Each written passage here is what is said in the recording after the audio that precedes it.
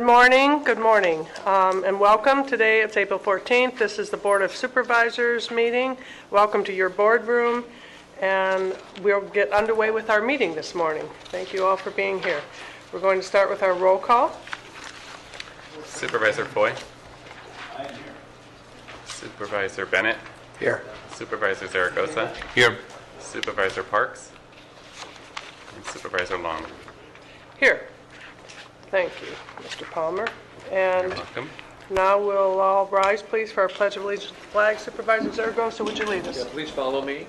I Pledge allegiance to the flag of the United States of America and to the republic for which it stands, one nation, under God, indivisible, with liberty and justice for all. Thank you. And now we'll move to our minutes from our meeting of April 7th for board consideration.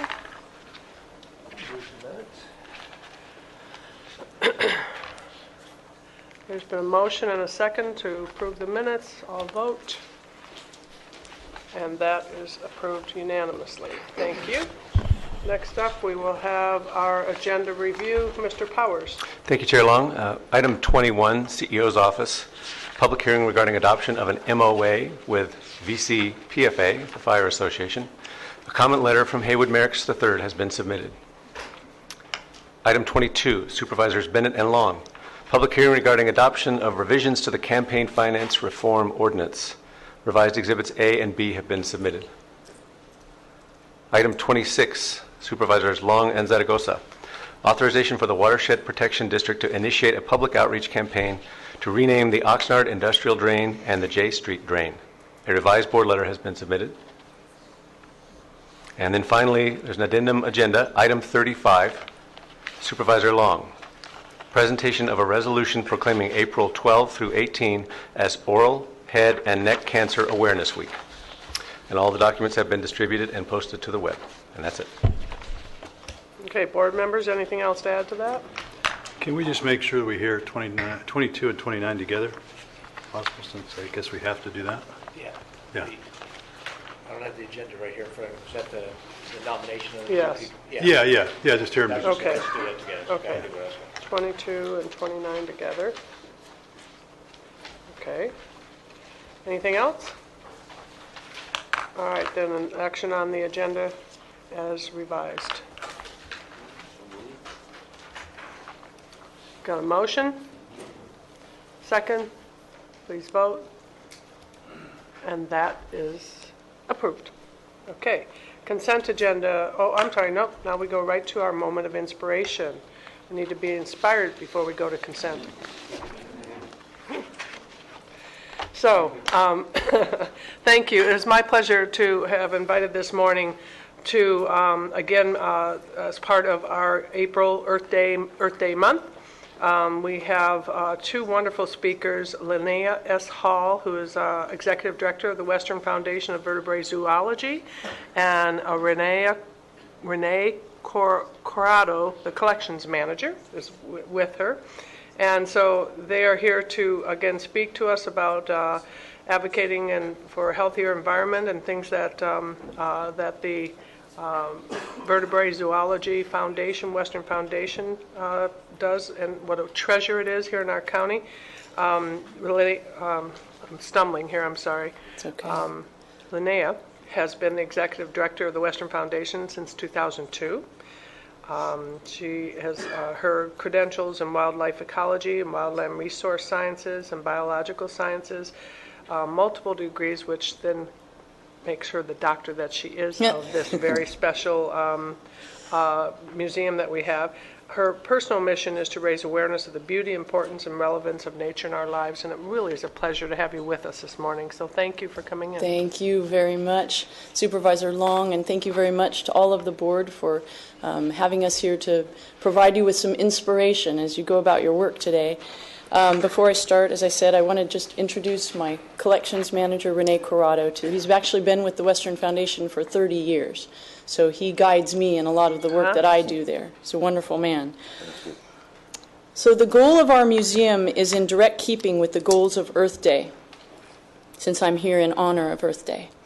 Our mission is to make our scientific materials available to researchers, educators, students, and the public for the study and conservation of the world's wild bird species.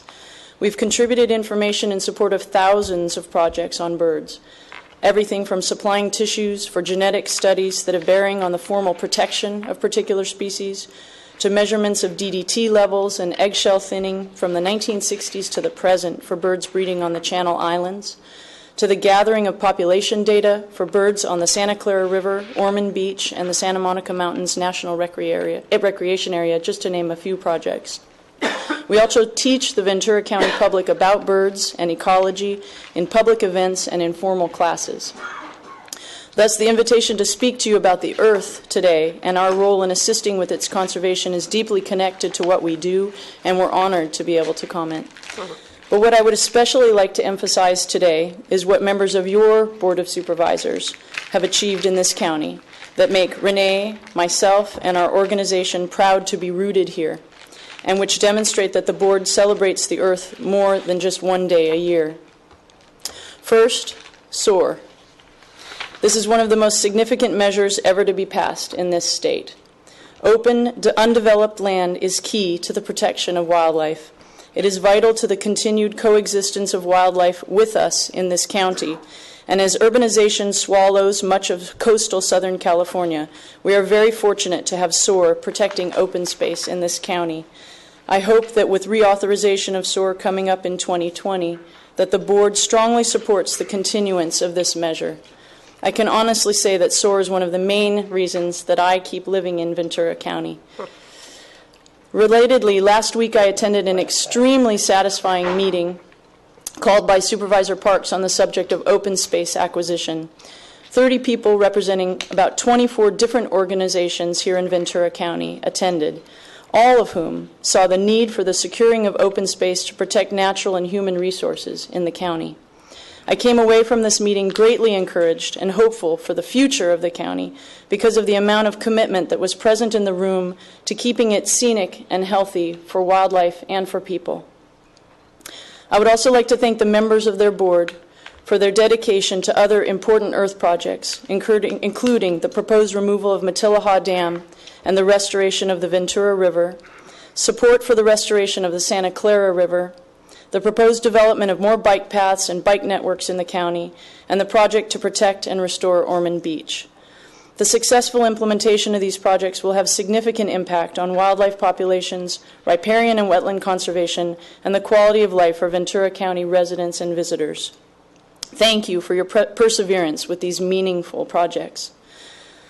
Lastly, this Earth Day 2015 is the 45th anniversary of this celebration. From a small movement here in the United States, it has now grown to more than 1 billion people anticipated to participate in Earth Day activities in 192 countries. That's a lot of people. It shows that the Earth matters to many of us. There are many people here in Ventura County, too, who will be celebrating the environment this month, and I'm proud to live and work in a county where there is still tangible nature to celebrate. In February, the Dalai Lama said, "It is often difficult to judge how our actions and their impact on the environment are likely to affect others. What is clear is that we are the only species with the power to destroy the Earth. Birds and insects have no such power, nor does any other mammal. And yet, if we have the capacity to destroy the Earth, we also have the capacity to protect it. I believe we have an urgent responsibility to do so." Unquote. So thank you to all of the board for the work you've done already to protect our shared environment and for all the work that you will do in the future. Please let us know at the Western Foundation if there's any help that we can give you in support of this work to safeguard the environment of this county, because we're also here to safeguard it. Thank you. Thank you. Thank you very much. Very well said. Thank you. Thank you for everything that you do. Great comments for Thank you. Earth Day. Yes, Thank you. Very Okay. appropriate. All right. Thank you very much. Thank you. Bye-bye. We look forward to your open house. Thank you. And the On May date is? 16th. May 16th. May 16th. Yeah. Thank you. And board members, if you haven't, in public, if you haven't had a chance to see this, it's an amazing collection. We'd love to have you come. Thank you. Thank you for your comment. Thank you. Thank you. I did not script that. She did that. Okay, consent items, board members 10 through 20. Any changes, request on consent? Motion and a second. Please vote. And that, one more vote, please, on consent, and it's unanimous. All right, this time we have an opportunity for public comment. Anyone in the public? Yes, we do have cards. Okay, very good. Welcome to those who have come to speak to the board, and I'd invite up first Paul H. McDaniel. How many minutes do I have? Yeah, 5. 5. Okay, Sure. thank you. I represent today Strickland Mutual Water Company. We're located halfway between the 101 and the 118 along the Santa Clara River. Forgive me if I read from my notes. I'm a little nervous. There's also a lot to cover. We're worried because water level in our wells is below sea level, as is most of the Oxnard Plain groundwater. And I was hoping maybe you guys could make it rain. We're praying. We'd like to. Failing that, there is something I believe you can do, which would be to accelerate the preparation of groundwater sustainability plans. As you probably know, these are mandated by the Sustainable Groundwater Management Act, Assembly Bill 1739, passed last summer. But the due date is 2020, which I think is not soon enough. These plans are not just studies or a polite way to tell users that they have to live with less water. Rather, once a plan is adopted, the Act provides increased authority to raise and spend extraction fees for pumping groundwater. The increased authority includes acquisition of lands, property, facilities, services. For example, facilities like completing the Oxnard Water Recycle Plant or building desalination plants. For supply, production, treatment, or distribution of water. Examples that come to mind would be to subsidize operation of these plants and build a network of recycled water pipe. And even before a plan is adopted, the Assembly Bill has a section allowing the administrative costs of a groundwater sustainability agency to be covered by something akin to a property tax. It's an ad valorem municipal tax. And that tax can be used to include the costs of preparing a groundwater sustainability plan. So presumably if you shift it to that basis, you could increase revenues even in advance of having these sustainability plans. As I see it, county government level coordination and vision will be essential to manage cross-cutting issues reaching across water basins which communicate with each other, and to coordinate the use of funds by different stakeholder agencies, such as City of Oxnard using funds to complete their recycle facility that may have been raised by Fox Canyon's fee authority. There is a grand jury report you may be aware of, published last week, that discussed that very issue. But is it really urgent? The supervisors need to get involved. Didn't we survive a bad drought back in the 90s? In my work, I do environmental work for the Navy. I run across a lot of reports, and what's coming with climate change is, frankly, rather frightening. A mega drought of 10, 20, or more years is predicted with 80% certainty to occur this century. Has it started already? Wow. Who can say? We will not be able to conserve our way through such a drought and preserve agriculture as an economic pillar of Ventura County. We will need new supply, new infrastructure, new money to build it, and deeper ways of thinking. The county needs its groundwater sustainability plans and their fundraising authority now, not in 2020. The agencies developing these plans are, to my opinion, in disarray. They're still getting organized. Fox Canyon has not yet budgeted, and no one is working on the plan. They need your involvement and overall vision. That's what I have to say. Thank you, Mr. McDonald. We have a Mr. McCown, just two things. Number one, I appreciate your comments this morning. Yes. And you should know that next week, April 21st, at 1:30, the major agenda item will be to what extent is this Board of Supervisors going to get involved in these groundwater sustainability agencies. So to the extent that you're supportive of that, Yes. I would encourage you to come back next week to testify, because good. there will be many people here to testify that we shouldn't get involved. So you should know that there will be a push the other side. And so to the extent that you're testifying this morning, I want you to know about that meeting. The second thing I just want to pass on to you is, in case you haven't seen it, in the Ventura County Star the other day, there was a great cartoon. Did you see it about the smart meter for the utility meter, and then for the water meter it said, coming by 2025. And that was just metering the water has been a challenge, getting everybody to actually meter and report and everything else in the state of California. So we're way behind when it comes to managing, If water. I might add just one little thing. The money estimated to run that recycle plant is about $1,200 per acre foot after it's fully built out.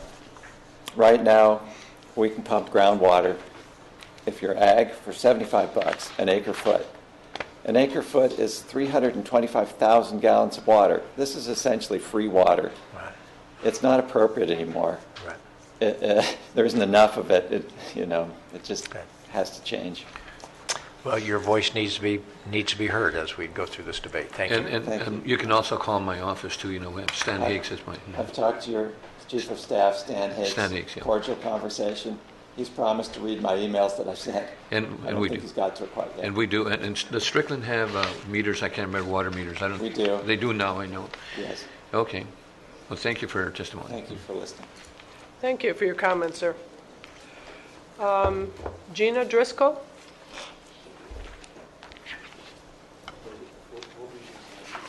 Hello, my name is Jenna Driscoll, and I'm the Watershed and Marine Program Associate for Santa Barbara Channel Keeper, a local nonprofit that works to protect and restore the Santa Barbara Channel and all of the water that flows into it. And first of all, I would like to commend the board for taking action a couple weeks ago when you directed the CEO's office to review the Blue Tomorrow report, and a special thanks to Supervisor Bennett for bringing this issue to the board's attention. The report indicates that stormwater runoff and base flows from some northern Ventura County streams were found to contain high contamination of dissolved metals, including arsenic, as well as organic compounds that can be toxic. And the authors of that report attributed that contamination to likely being from oil operations nearby. As you may know, Channel Keeper has been involved in making sure that the recommendations of the Blue Tomorrow report are implemented by the responsible agencies, and today I just wanted to give you an update on that progress. In February, we sent a letter to Dogger requesting a moratorium on injections until tracer tests can prove that oil operations are not causing the contamination. And Dogger has responded that they are conducting a full review of the Blue Tomorrow report and plan to have that completed by the end of May. Channel Keeper also sent a letter to the Ventura County's Environmental Health Division requesting immediate action to install signs near the discharges to warn public of the imminent public hazard to their public health. The response indicated that it was not the department's jurisdiction and forwarded us to the Watershed Protection District, who had a similar response.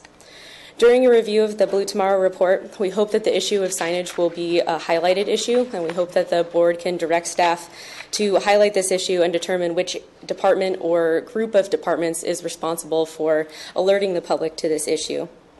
As there are residual and diesel range organics, PAHs, and dissolved metals.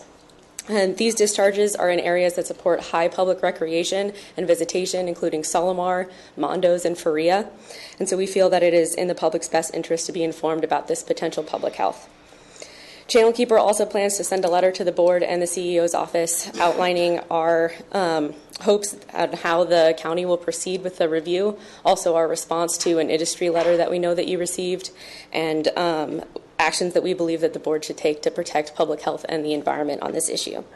Ultimately, we believe that the presence of these contaminants should be a high priority issue, regardless of whether they are directly from injection from oil operations or whether their transport and exposure is accelerated by oil operations. Thank you for your time, and Channel Keeper looks forward to working with the county to address this issue. Thank you. Thank you for your comments. Arthur Munoz?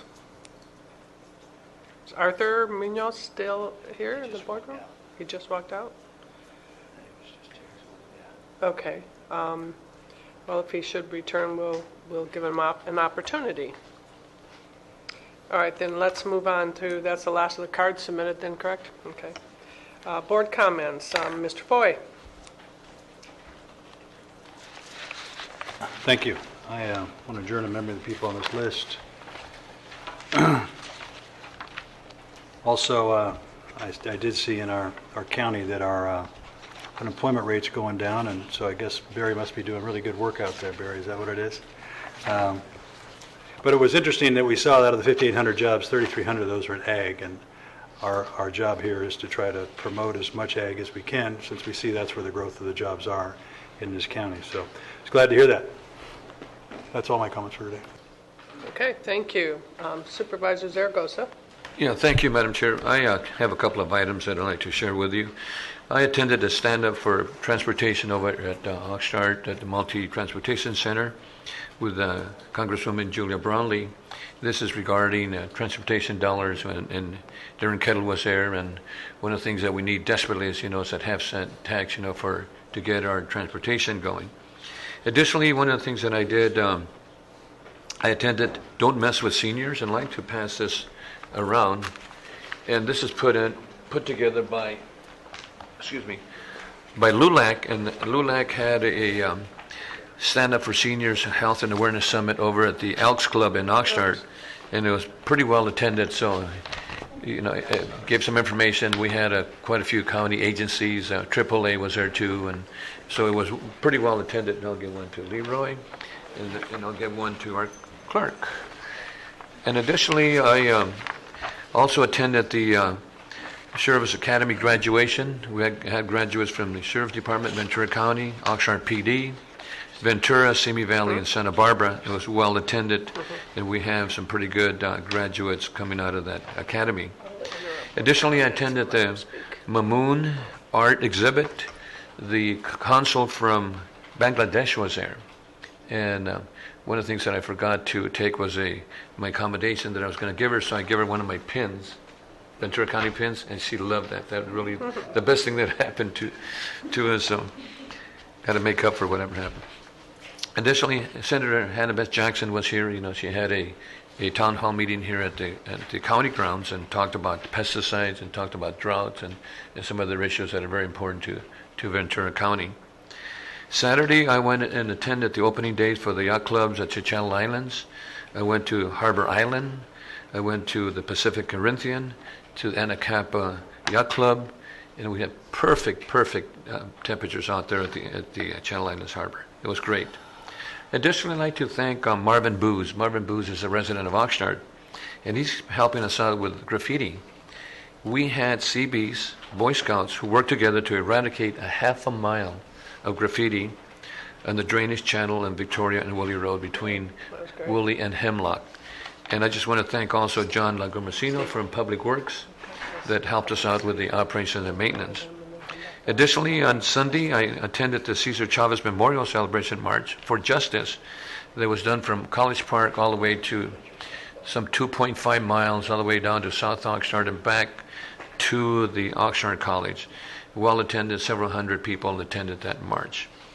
And additionally, last night I attended the Public Safety Night, Civic Night at the Knights of Columbus, and we had recipients from the Ventura County Superior Court, from the DA's office, Oxnard Fire, Oxnard Police, Port Winnie Police, the U.S. Coast Guard, the FBI, Naval Base Ventura County, the Ventura County Fire Department and Fire Protection District, Ventura County Sheriffs, and quite a few other individuals that were recipients last night, and they did a great job last night at the Knights of Columbus. And that's all I have. All right. Thank you, Supervisor. And I'd like to adjourn the meeting of the folks that Brian just Okay. took. We're going to go back to the public speaking opportunity. Mr. Munoz, Arthur Munoz? Then we'll come back and finish board comments after that. Hello, my name is Arthur Fred Munoz. I am a child of God and here to speak to you about some egregious injustices that have occurred to me in the county of Ventura for several years now. First, I'd like to start off that I am a disabled person within the meaning of the American with Disabilities Act.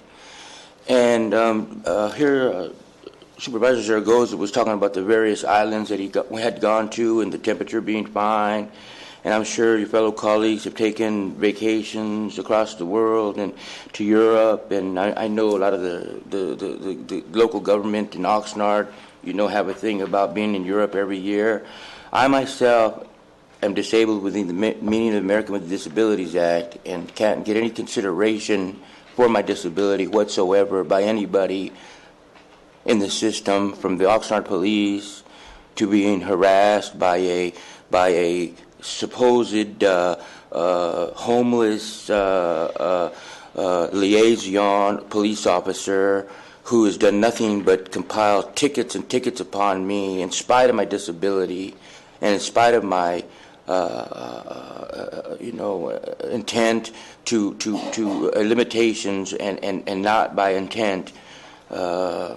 His name is Officer Junta, and he does it with an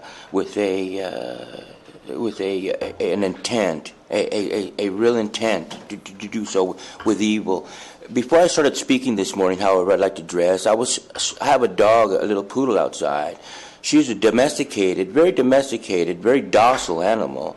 However, there was a security guard who come up to me and said, "Oh, do you have her papers for a service dog?" I said, "No, I do not have them with me." Or she says, "Well, you and your dog have to leave then. You can't be here."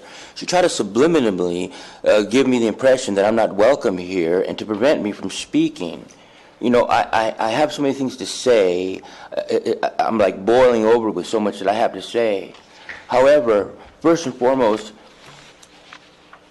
in the Magna Carta, there was some mention of a man's right to freedom and the pursuit of justice and the pursuit of happiness. Then it was translated into the Constitution and the Declaration of Independence. However, these words come from the Holy Bible, and they're not man's words. They're words of God. Now, a man's right to freedom and the pursuit of happiness come from God. Now, God in the Bible says that vengeance will be his. And he says, a man is better off to tie a chain around his neck, to tie limestone to said chain, and to jump in the depths of the ocean than it is for that man to harm a single hair on the head of one of God's children. Well, this freedom that God had imposed, had given a God-given right to mankind, such as myself, who is a child of God, was horribly taken away from me in 1990 by a corrupt, a rogue, a Jim Crow racist Superior Court judge who in 2004 was fired by District Attorney Bradbury. He was fired, just blatantly fired by D.A. Bradbury, who there's an excerpt in the 2004 newspaper. Bradbury stood up and said, "Judge Storch will no longer practice criminal law in Ventura County." I did 10 years of my life in state prison when they all knew that I was innocent. They were all in cahoots, my public defender and the DA. They knew I was innocent. However, they would do things that are unspeakable. I mean, what I have to say is unspeakable. And me in trying to address these issues, what I come before you primarily today is there's a whole slew of issues, but I call out to Barack Obama and to the FBI to investigate the criminal acts of preventing me from having access to the internet, to any blogging sites, to having things erased off my thumb drive on its own, on all the public computers, including the local law library here. That's what I've been reduced to when Zaragoza here, Supervisor Zaragoza, excuse me, is, you know, experiencing these weathers and these temperatures, and Jim Bennett, my boy, excuse me, can't contain himself with his, you know, who is this guy, who is this character, whatever, you know. I am a child of God, and I'm here speaking in behalf of being a child of God. Mr. Munoz, thank you for your comments. Your 5 minutes are up, sir. Well, okay. Appreciate I'll be hearing back. from you. Thank you. We'll go back to board comments. Supervisor Bennett. Thank you very much. You know, I'm going to ask the board to adjourn in memory of the people on this list, and I have something that I think you really enjoy. If they can call up the PowerPoint real quick here. It is, you know, I mentioned the robotics. We had the robotics celebration in here. Oh, yeah. All right. Well, this I went, and I just have a couple of quick things, but took the 5-year-old, and it was like it was like a state championship basketball game. Literally, the stands were, you couldn't get in. The stands were packed. The teams, the people in the stands all wore their school colors. They had cheerleaders. The cheerleaders were like dressed up like nerds, but cheerleaders, you know, with cans on their heads and everything. And they led cheers, and people, I mean, and it was 2 minutes of super intense competition. And it was who could do the most with their robots in the 2 minutes. I mean, when the 2 minutes was over, people would jump out of the stands and, you know, all right, because it would be really close and everything. So anyway, I got a little bit of video that I just took with my cell phone that I think you really like.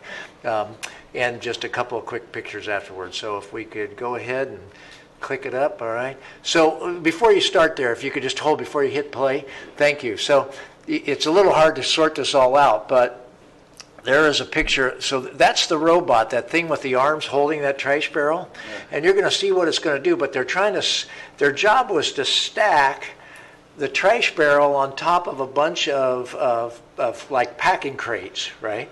So and then they had to, if you put this little styrofoam thing at the top of inside a hole in top of the trash barrel, you got even more points. And however many of those you stacked up, you got points for that. But you had to get them from there, you had to move them over to a platform, all with these kids operating these joysticks, you know. And they were like, you know, they were like rock stars. They were like super intense, and there were 4 of them, and they were all working these things. Wow. and stuff. And, you know, and the thing that I'm going to tell you before we watch this is, some parents came up to me, because we presented the resolution that the board did. Some parents came up to me and said, this program saved my kid's life. Because they said there was just no other way for my kid to fit in at our school, and now he's a star at our school. Because they literally went, this was the regional competition, and then they go to the state finals. The winning teams from this went on to the state finals. So anyway, if you can crank the volume up as loud as you can while you're doing it here, I'd appreciate it. But I hope you'll enjoy this, about 30 seconds probably. Attacking a landfill, looks like they're going to try and pull one of those containers off the staff. We're going to go spread the line, all against the container. Going to a second one. Here we go, Ruby's gone. Like over by the red reflex station. Here he goes, the container all the way to the road, and forward. On the blue side of the field, we're going to the left side of the left, trying to go right to the reflex station. 2039 truck the same.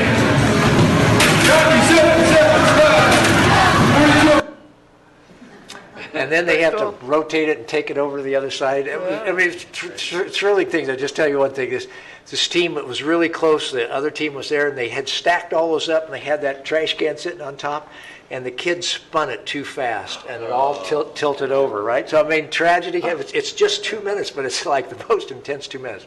So there's a picture of the kids You see them? They're Yeah. behind the glass, and they're operating the joysticks. They wear, I mean, so they've got those, you know, like in a lab thing. They're Yeah. wearing the whole thing and everything else. Next slide, please.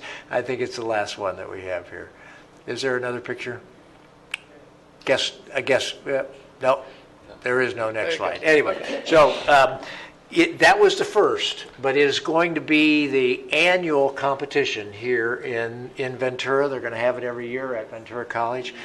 If you get a chance, I will tell you, the kids in your lives will love to come and see that. We walked out and the 5-year-old said, "I'm going to be a scientist engineer." Right? You know what I mean? So it does exactly what it's supposed to do. So anyway, I wanted to pass that on to you. I also had an opportunity with Supervisor Zaragoza and Supervisor Parks to attend the Academy, the deputies' graduation ceremony. Always sort of an inspirational thing. And then there's an opening of a series at the Ventura County Museum that's honoring Vietnam veterans. They're having movies and all these other things, very well attended, and really nice to see those veterans getting sort of some proper recognition now, because they certainly didn't get it when they came home. Thank you very much. Okay. Real quick, Supervisor, I think that was a great video there, and with that, and it's great to see, because sometimes in our schools, we've moved everything to 100% academics instead of taking our academics and using it in ways that these kids can get more broad and have an interest in it versus just the book knowledge. Really take that and apply it. We've missed the auto shops and all this stuff, but that's a really cool way to do it. I'm glad you brought that up. Yeah. Thanks. When did they go to state? You know, I don't Well, we'll have to follow it. Oh, that's exciting. It wasn't a Ventura team that went. And these are teams in Ventura, these are teams all the way from San Diego, all the way up and inland, you know.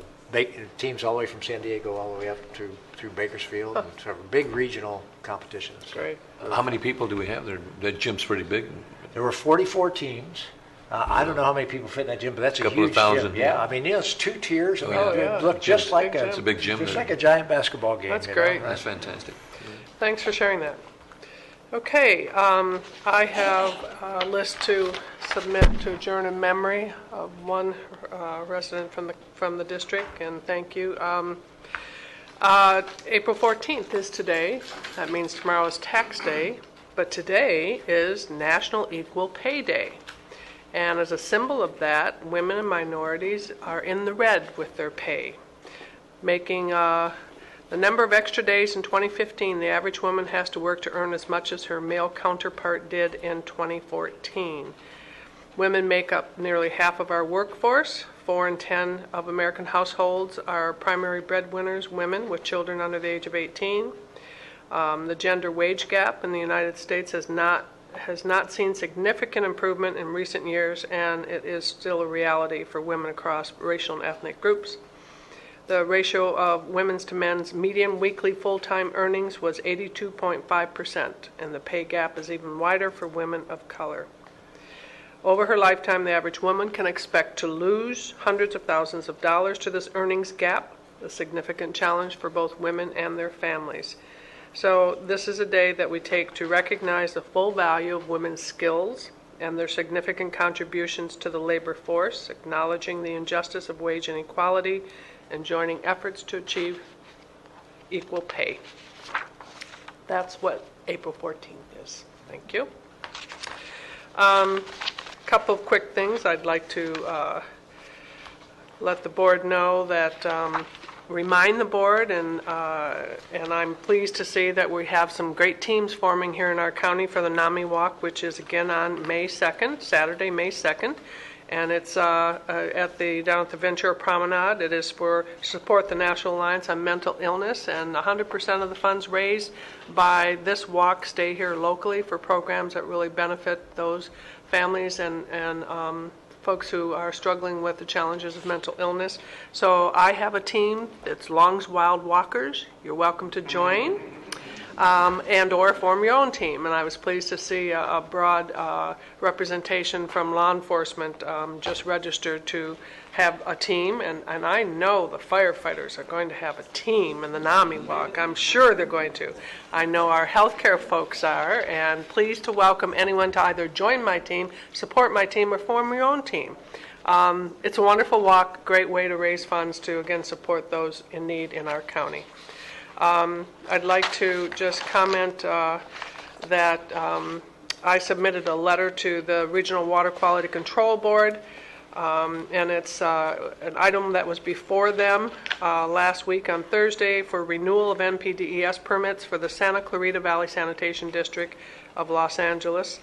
And it's this long-standing, since May of 2005, we have gone on record repeatedly with the Regional Water Quality Control Board to rein in the issues related to the basin plan coming out of Santa Clarita related to TMDL and salts that are coming into our groundwater, our Santa Clara River, and the challenges that are faced with that chloride TMDL to our agricultural industry along the entire Santa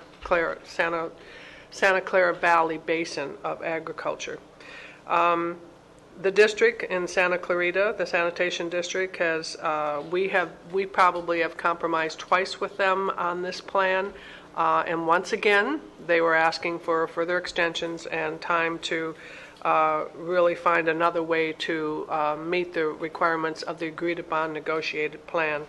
And it's unfortunate that we have this this dispute between our county and LA County, and their method of solving it is to delay. The Regional Water Board gave them very strong comments, and they have fined them. At one point there was a $25,000 fine assessed to the sanitation district for not moving ahead with the plan to really address the chloride salts in the basin.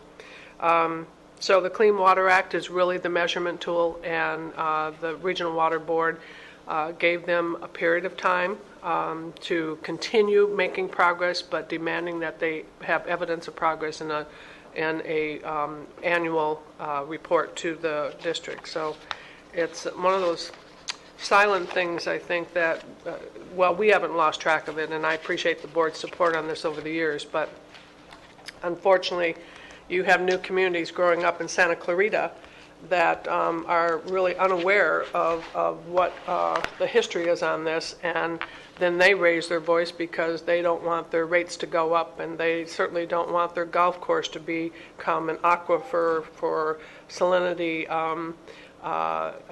holdings, and it's unfortunate that this still continues to be a battle with us, but we continue to be at the table. I had sent my chief of staff along with Mike Solomon from United Water, Rob Roy from the Ag Association, and others to really speak to the Regional Water Quality Control Board to hold Santa Clarita, the Los Angeles Sanitation District, feet to the fire. So have to, just to let you know that I submitted the letter and we spoke to it again. So yes. That's yes. Go ahead. Number one, thank you for staying on top of that. And I just wanted to point out, my experience, I see it over and over again, is that when it comes to making hard decisions to protect water and water quality and groundwater, we just see that delay is the most common tactic, and that's exactly what you're seeing. Is that it's if you don't make the hard decision, just postpone it. So thank you for keeping on top of that. Well, we know the impact to the industry is severe. Avocados. Yeah, I appreciate doing that too. It's used, but didn't they have a allocation of a couple $100 million, $150 million to build something to try to do this? Or? Yes. But they just delayed. Well, they had a plan, and then when it came time to start implementing that plan, their first, not first, one of the actions was to really go into an area that was very affluent and put in an underground salinity basin, and the residents there who have been unaware of all this history just rose up and said, no, not here, and unfortunately the leadership felt that pressure and went back to the board to ask for forgiveness and ask for extension of time to find another location. But they have the Yeah, the I thought it funds. was funds and Yes. everything else, yeah. It's just dealing with getting the place. I wonder if they take some of those funds and compensate our farmers for all the costs. And they have absolutely should. to filter that water, Yeah. right? So there. Thank you all for those comments, and we're going to move right ahead to item 21. And that is adoption of the MOA between our Fire Protection District and the Professional Firefighters Association. Thank you. Good morning, Supervisor morning. Long, members of the board. CEO Powers, for the record, my name is Catherine Rodriguez, Assistant CEO and Labor Relations Director. The item before you today is a recommendation for your board to hold a second public hearing for the adoption of the Memorandum of Agreement between Ventura County Fire Protection District and Ventura County Professional Firefighters Association. And the second recommendation is upon the conclusion of the hearing to adopt the amended terms of this MOA. VCPFA has notified the county for its ratification. The VCPFA membership has ratified the MOA, and they provided us that notice on April 12, 2015. Also, the Civil Service Commission has completed their review and has determined that the MOA has no adverse impact to the personnel rules and regulation as well as the civil service system. The term of the MOA ends on June 2, 2018, and is estimated to be $11.2 million, or a total of 8.47% for the term of the contract, or 2.6% average annually. That means it's below the 4% salary benefits assumption rate on the retirement system, so it's below that it would not have a material impact. The summary of the MOA terms is listed on your board letter, and with that, I'd be happy to answer any of your questions.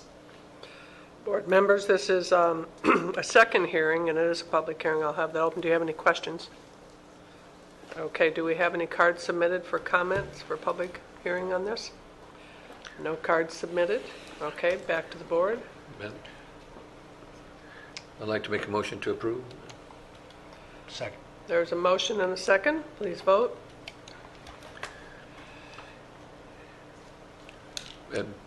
Madam Chair, again, you'd like to thank, staff, and Catherine and our CEO, Mike Powers, and the firefighters for working with us. Thank you so much for the good work that you do for the County of Ventura. And that passed 3-1. Okay. Okay, thank you very Thank much. you. Thank you. Okay, we've got a couple minutes here. Let's go to our regular agenda. Item 27, Behavioral Health, Healthcare Agency.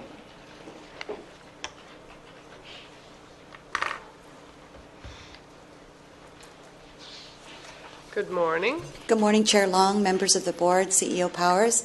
My name is Elaine Crandall, Behavioral Health Director. I'm very pleased to be before you today to recommend the approval for the Fifth Amendment to Telecare Corporation for a program called the Early Detection Intervention for the Prevention of Psychosis, also known as EDIP. The Community Leadership Committee approved the expansion of this particular program out to the East County. We are currently serving in the EDIP program Camarillo, Fillmore, Ojai, Oxnard, Piru, Port Hueneme, Santa Paula, Somis, and Ventura. And with this expansion, we'll be moving out to the East County, Moore Park, Newberry Park, Simi, and Thousand Oaks. So the $100,000 is for startup funds, and we expect to have a new program starting up in July. The second recommendation is to authorize the Auditor Controller to process the necessary accounting transactions to establish revenue and appropriations in Budget Unit 5180-5182.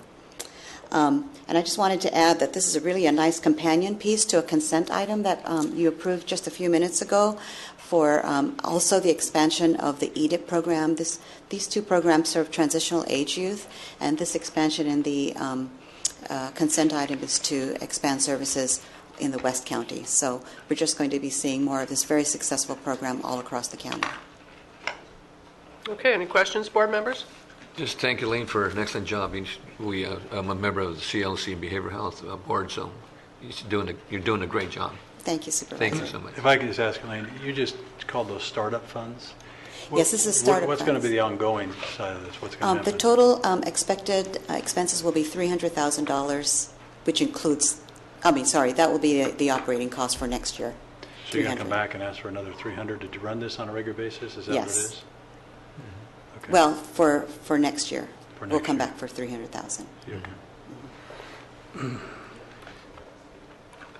Any other questions? All right, Thank you. before the board, motion and second, please vote.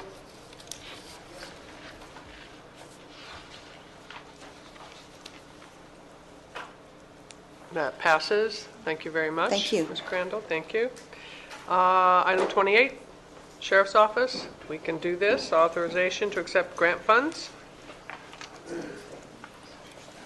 Good morning, Chairwoman Long, Good morning. Supervisors, Mr. Powers. I'm Bill Ayub, Commander with the Ventura Sheriff's Office, and we're requesting your authorization to accept the Burn JAG grant in the sum of $1,045,000. Your board gave us authorization to apply for this in October of 2014.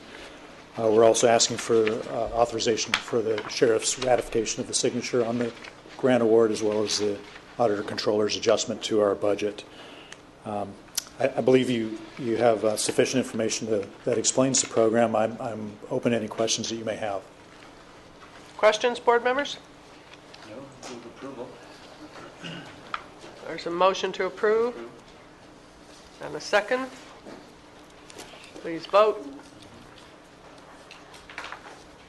And that passes unanimously. Thank you. Thank you. Always good to get those good, solid grants. Okay. All right, board members, it is close, almost 9. Okay, let's, all right, hold on a second now. Motion to approve. Okay, vote. Okay. Well, 29 goes with the 30. Item 30 is mine, and it is to appoint Kay Wilson Bolton to the Behavioral Health Advisory Board. She is very, very skilled and also very passionate about serving. I would just like to say I think she's just a great nominee after with what she's doing in Santa Paula, on her own. So. Yeah, she really is. Nice. Thank you. Good work. So please vote. Did you vote? Everybody vote? I think Mr. Zaragoza stepped out. He put the motion forward. Doesn't that count? Let's go ahead. We've got 3. That's good. Thank you. I'm sorry? Sure. Let's do item 34, correspondence.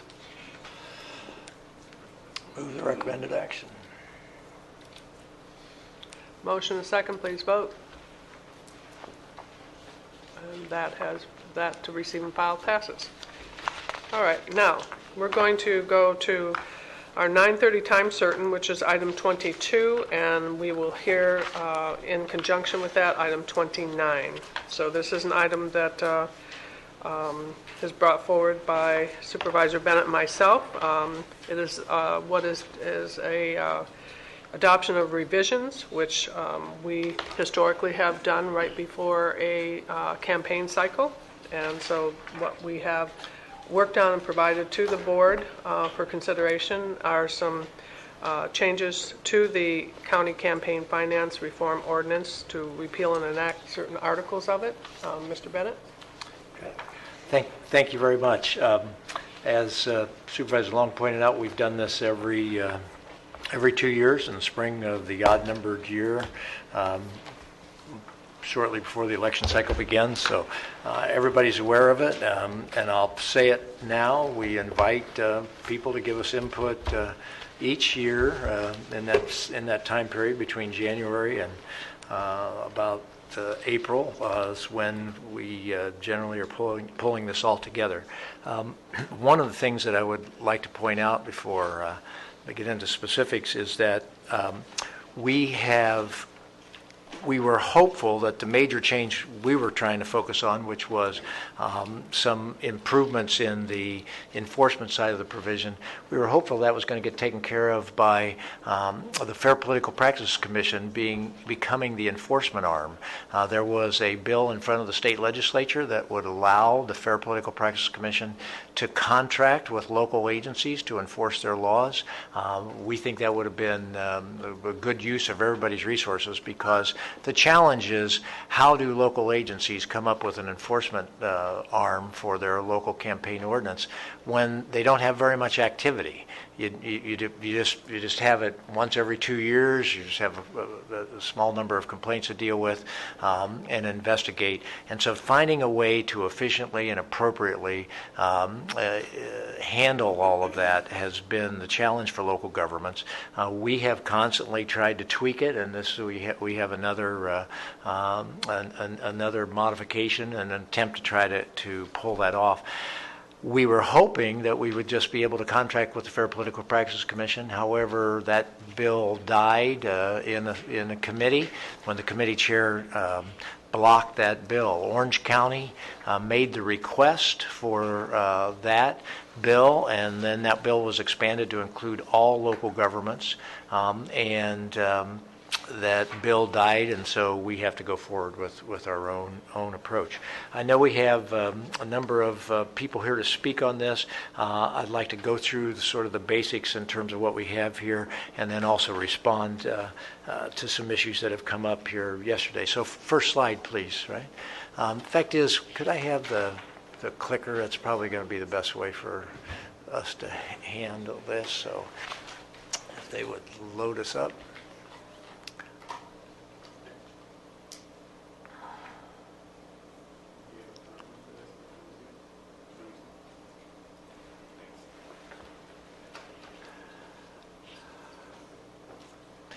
So 2015 campaign finance reform update, and just to give us background, the ordinance updates have been on a 2-year cycle, as I just mentioned, and we were waiting for the Fair Political Practice Commission to potentially contract with them. It didn't happen. The goal of the campaign finance reform ordinance remains the same, and we're trying to minimize the influence of money in politics. Overwhelmingly, people in Ventura County want us to try to decrease the influence of money in politics. Most of those people are not here today, but when we have had this item of campaign contribution limits, et cetera, in front of the voters, we're generally getting 80% of the voters voting for us. There are always a group of people that are opposed to this campaign finance ordinance. There are people that are not as interested in decreasing influence of money in politics that are out there, and we constantly have court challenges that have to be adjusted to every year. So one of the things we've done in this ordinance is we've made the adjustments based on the court challenges that have been thrown at campaign finance in the past. But I view those things as hurdles thrown by people who generally have not wanted to decrease the influence of money in politics. Most of the criticisms have come from people that don't offer meaningful substitutes for ways to decrease the influence of money in politics. The update does not significantly affect the regulatory or reporting requirements of the ordinance. The candidates don't have to do anything significantly different with the changes that we're making now. The major change is, the main thrust is to update, is to streamline the enforcement provisions of the process. Rather than rely on multiple outside attorneys and a lengthy multiple-step process, complaint investigations would be handled by an appointed compliance officer. And rather than a 3-person ethics commission acting on complaints, a board-appointed hearing officer would hold hearings and rule on complaints, very similar to the way we have a hearing officer right now deal with code enforcement issues. And those are county ordinances that are enforced by a hearing officer. So very similar. It also means that if the Ethics Commission has to meet quickly, the hearing officer, obviously it's easier for the hearing officer to coordinate his calendar than to try to coordinate the calendars of 3 of them close to an election cycle. Why the changes are needed under the current system? For example, a single complaint resolution took 2 years and cost over $8,000 for the contract investigating attorney alone. And it was considered one of the most straightforward, simplest investigations that we've had. In terms of there was no dispute as to whether the person engaged in the activity. The person admitted that they had done the act. There's no question about that. It still ended up running the bill up over $8,000. Different contract attorneys have interpreted the ordinance differently. So we believe it's better for us to have the contract attorneys working under the guidance of a compliance officer who would have a consistent interpretation of the ordinance rather than whoever happens to get hired and whatever kind of interpretation that contract attorney happens to bring to it. The public and the candidates have a basic right to speedy administration of justice for campaign finance ordinance complaints. This is particularly true in trying to identify who is paying for the message. Essentially, most people agree you can't evaluate the message unless you know who is sending you the message. It makes a big difference if you know this message is being paid for by a particular person who's going to benefit by having you believe one side of this message or the other. Disclosure is the one thing that the Supreme Court has consistently come down on the side of. Disclosure doesn't do anywhere near as much good for the public if it takes place after the election. So to have a speedy resolution so that people know who is paying for the message is a far better thing for the public here in Ventura County. So the summary of the major changes. 2 of the 3 current ethics commissioners, so the 2 of the 3 people that currently serve on the Ethics Commission today are simply going to take over these 2 roles, compliance officer and hearing officer. As we have recommended in item 29, the compliance officer will handle the complaint investigations as well as monitoring the campaigns and providing advice regarding the ordinance. We've had a situation come up where a number of candidates said, hey, this has happened. How does and there was nobody that could answer the question, what would be the compliance officers, what would be anybody's interpretation? County council can't answer that. They say, hey, you're in the middle of the election. We can't do that. So this is a compliance officer that would be able to answer those questions just like the Fair Political Practice Commission can give that kind of advice. The hearing officer will function in a quasi-judicial manner and act upon the matters referred by the compliance officer in public hearings. The County's Taxpayers Association yesterday came out with six points that they were very critical of in their communication, their email blast that they sent out, it doesn't happen. It's understandable. We've had lots of conversations and issues with the Taxpayers Association recently. Appreciate their interest. Doesn't happen too often that politically you get errors made so obvious that it makes it easy to deal with them. But I think it's important to set the record straight and for us to get those out there. So this is the first claim of the Taxpayers Association. It says it increases the reporting requirements for independent committees formed to support or oppose a qualification or passage of a ballot measure that would be voted on exclusively in Ventura County. For example, if a Taxpayers Association wanted to do some kind of pension reform initiative, I assume, if the SOAR campaign, when they run the SOAR campaign, and the fact is this, that in Section 1264, the definitions B, C, and G clearly spell out that the ordinance only applies to committees that contribute or expend funds for or against a county candidate. And a county candidate would be any of the supervisors or any of the elected officials. That's the assessor, county treasurer, the district attorney, sheriff, etc.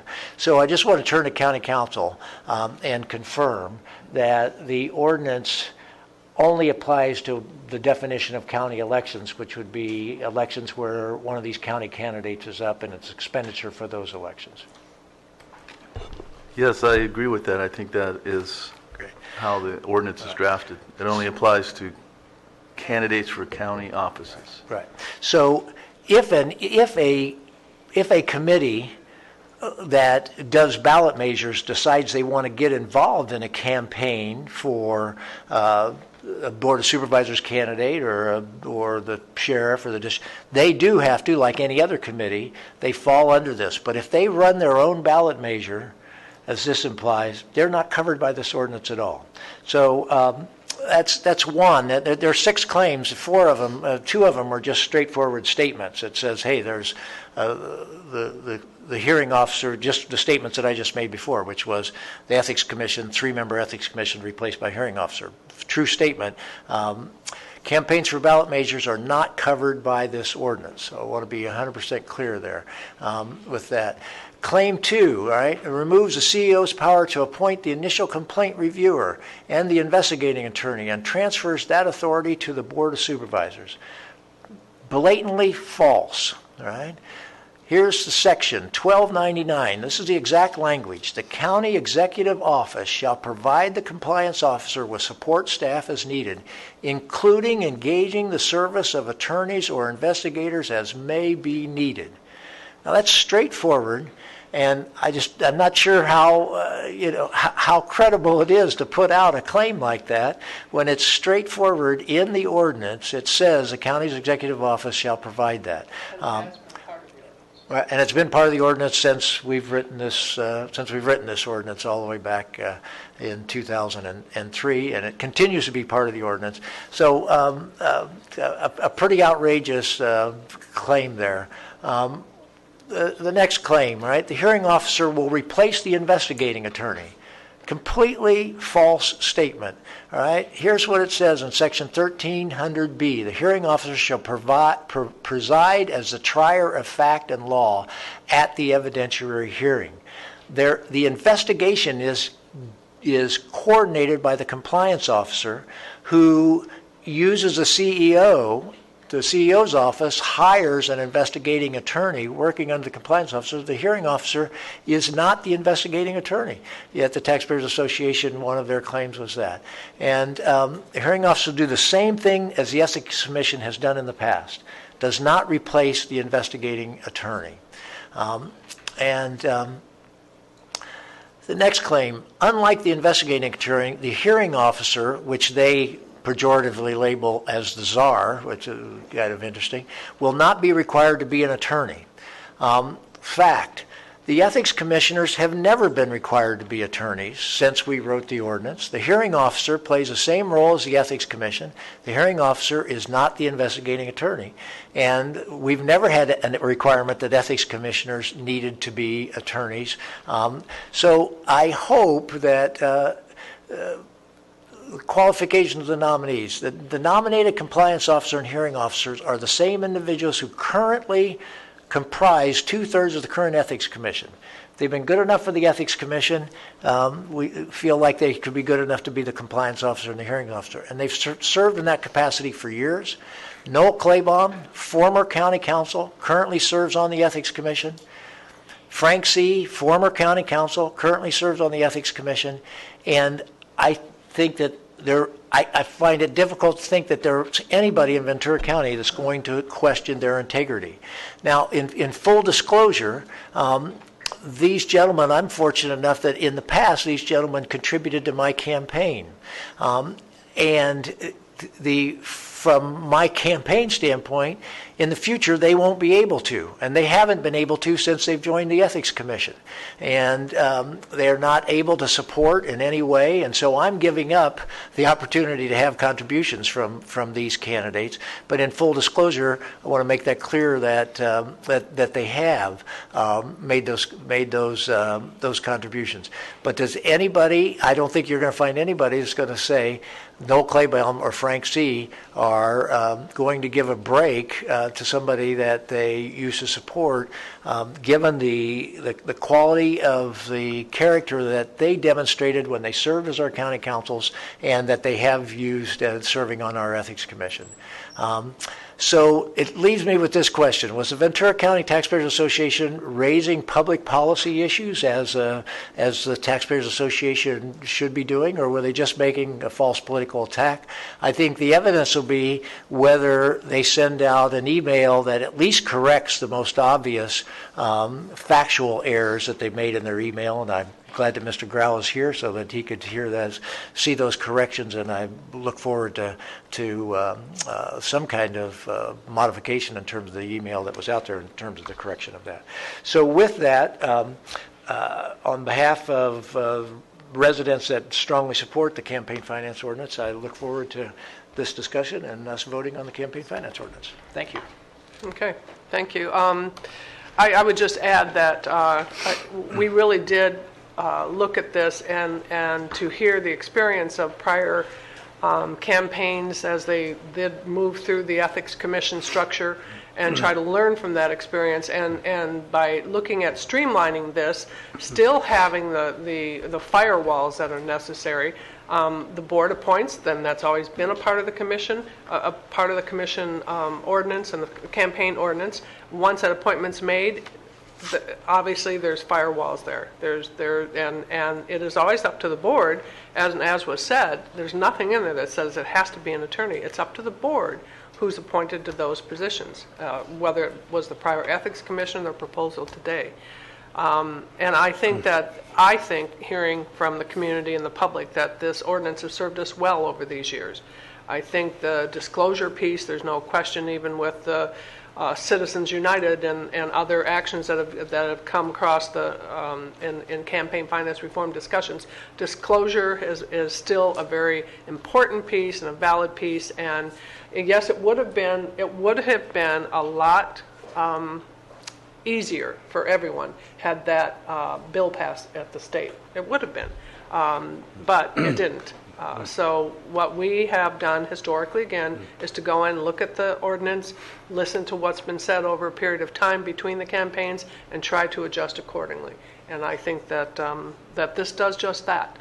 It does just that. Any questions at this point? We do have public comments. I'd like to speak first. Would you like public comments? Or? No, I'd like to speak before we You'd talk like about to, please go. Yes. Okay, thank you. I appreciate that. You guys kind of got down in the weeds in this whole thing, which is fine. I guess to start with, let me just say, I would agree with you that we do this every couple of years. Never this much wholesale change, but there's always a little bit of different change because of some Supreme Court thing. We had to make an adjustment. But we always want to seem to say this overwhelming, people want this overwhelming change. The people overwhelmingly want this. The only problem I have with that is we never go out to the people and ask them. We never hold meetings all across the county. We never go to each city and say we're going to have this whole thing. We never do that. I didn't talk to a couple of electeds. They never even heard about this was coming up. This was done. We never heard about we're waiting on the state to see if they're going to do something. We never talked about that at this board. We never said that. So unless we're making a whole lot of assumptions, we've never done that. So the issue that I have with this whole thing is not the details. There may be some details I don't agree with or whatever, but that's not really the issue. The issue I have is this whole thing coming before us, and we talk about the appearance of corruption and misdeeds and all that stuff.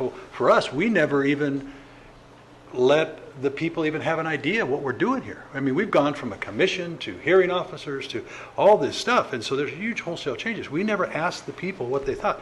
We never asked the other electeds. We never asked Stan Mantooth. We didn't ask any of those people. We didn't bring this up. We didn't even bring it before the board. I mean, I asked Leroy the other day when I saw this in our last meeting, go, Leroy, what's coming on here? What happened? Who's writing this? Who authorized us to write a whole new ordinance? Where did this come from? This board, the rest of us didn't know what was going on. Unless you're out talking to the other board members privately, which I don't think you are because it's illegal to do that, but I would think in public you would bring this up so the public would have an idea what's coming on. You know, if you want to do this kind of thing, you would think that you would bring it and say, here's some ideas. We'd like to go out into the cities and have the community understand what we're doing, because what is the most dear thing we hold in this country? It's the ability to vote and how we vote, how voting is done. And I think that's the idea that we should be focused on here. And we should be transparent. We should be very transparent. Here's what we're changing. Here's why we're changing. Here's what we see. And we were hoping we were going to contract with the state, but the state didn't pass some thing, so here's what we believe we should do.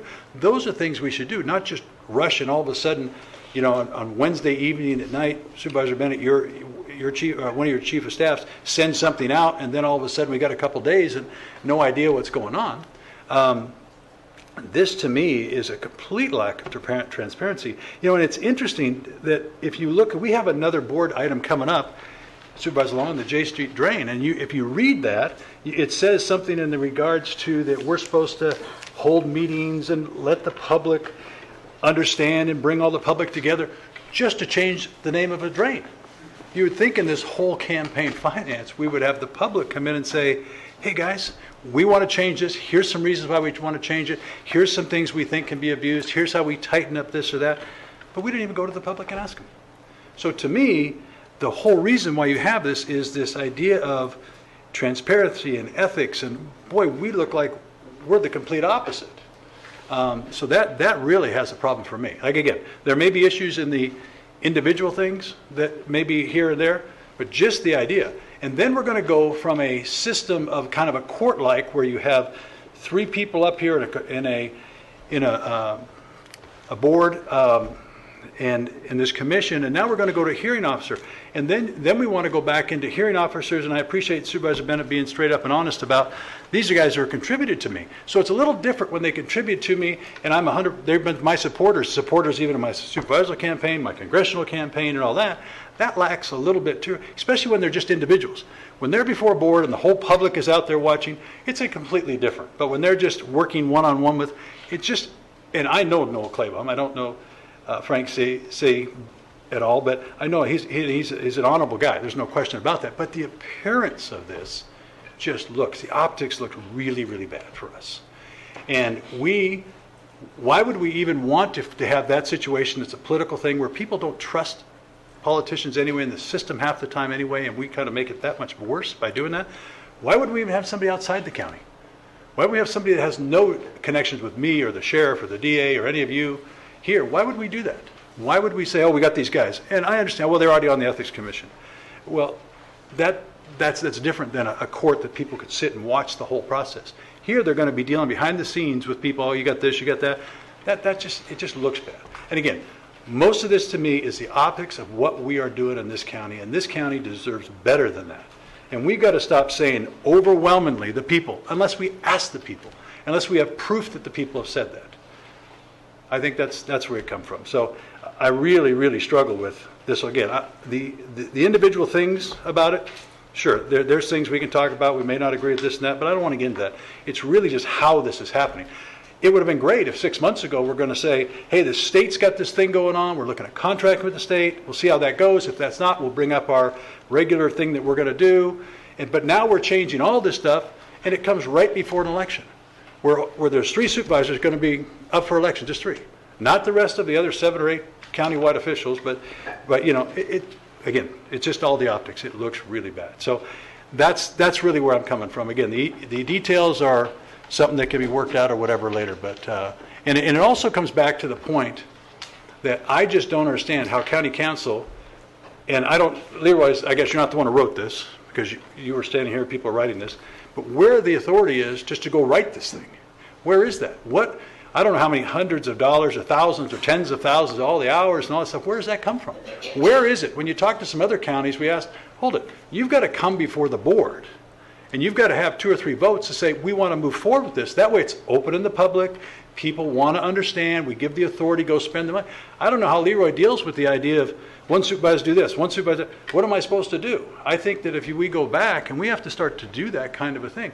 And it kind of goes back to your well ordinance. Nobody knew what was going on. And I guess Leroy's office might have known, but at what point do we say, we're just going to suck up all the resources of the county council without this board saying, this is important to us, go forward? Or, you know what, I want to do something, but the rest of you say, that's not really that interesting. Don't suck up, $10,000, $20,000 worth of county council's time. We should have that. Then the public understands where we're coming, because we don't want to be secretive. We want to be upfront.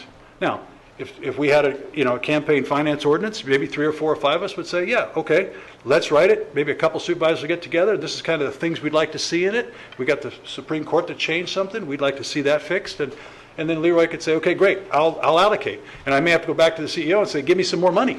I just don't have all the money to do all these projects. I got regular jobs that we do.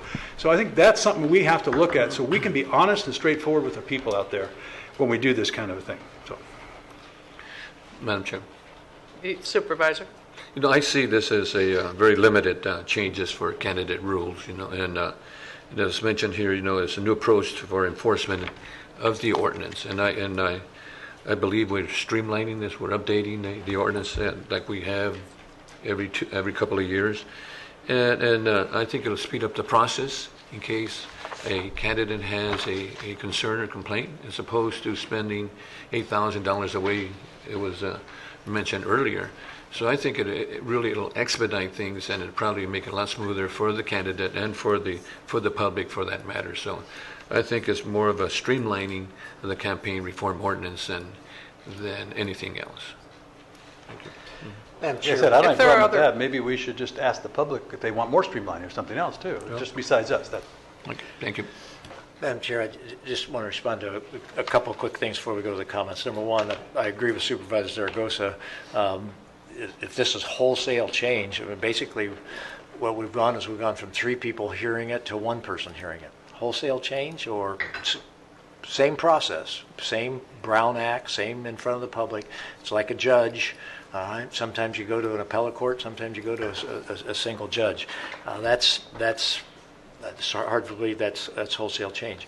Going to a compliance officer is something that I think fills in a hole that we have had in the ordinance, and that the investigating attorneys have been sort of off on their own, and people, one sat there for 2 years in terms of doing that. But the thing I want to most speak to is the issue of the process. Supervisor Long and I have done this every 2 years. Twice we publicly announced in January that we were doing this and invited input, and we got not one piece of information from any electeds, from anybody, but we were out there in terms of doing that. No matter what process we follow, when we get to this process of getting ready to adopt the ordinance, I think partially because people don't want to publicly be opposed to the ordinance, but they don't like campaign finance reform, you get these process questions that come up. This is the process. If you want to advance something, you write it. That's what we've done. We spent all the hours. It's traditional when any of us write an ordinance, we then submit it to county council. That is the process we have. We did not ask county council, hey, you go out there and do this. We wrote it, and we simply had it reviewed, which is exactly what we're supposed to do. County council, I don't believe, spent $20,000 of time on this in terms of doing this. I would guess that I don't know how many hours, but it certainly wasn't $20,000 worth of time. The second thing, this is our advanced calendar that was put out by our clerk last week. This advanced calendar, this item was agendized on the advanced calendar last week.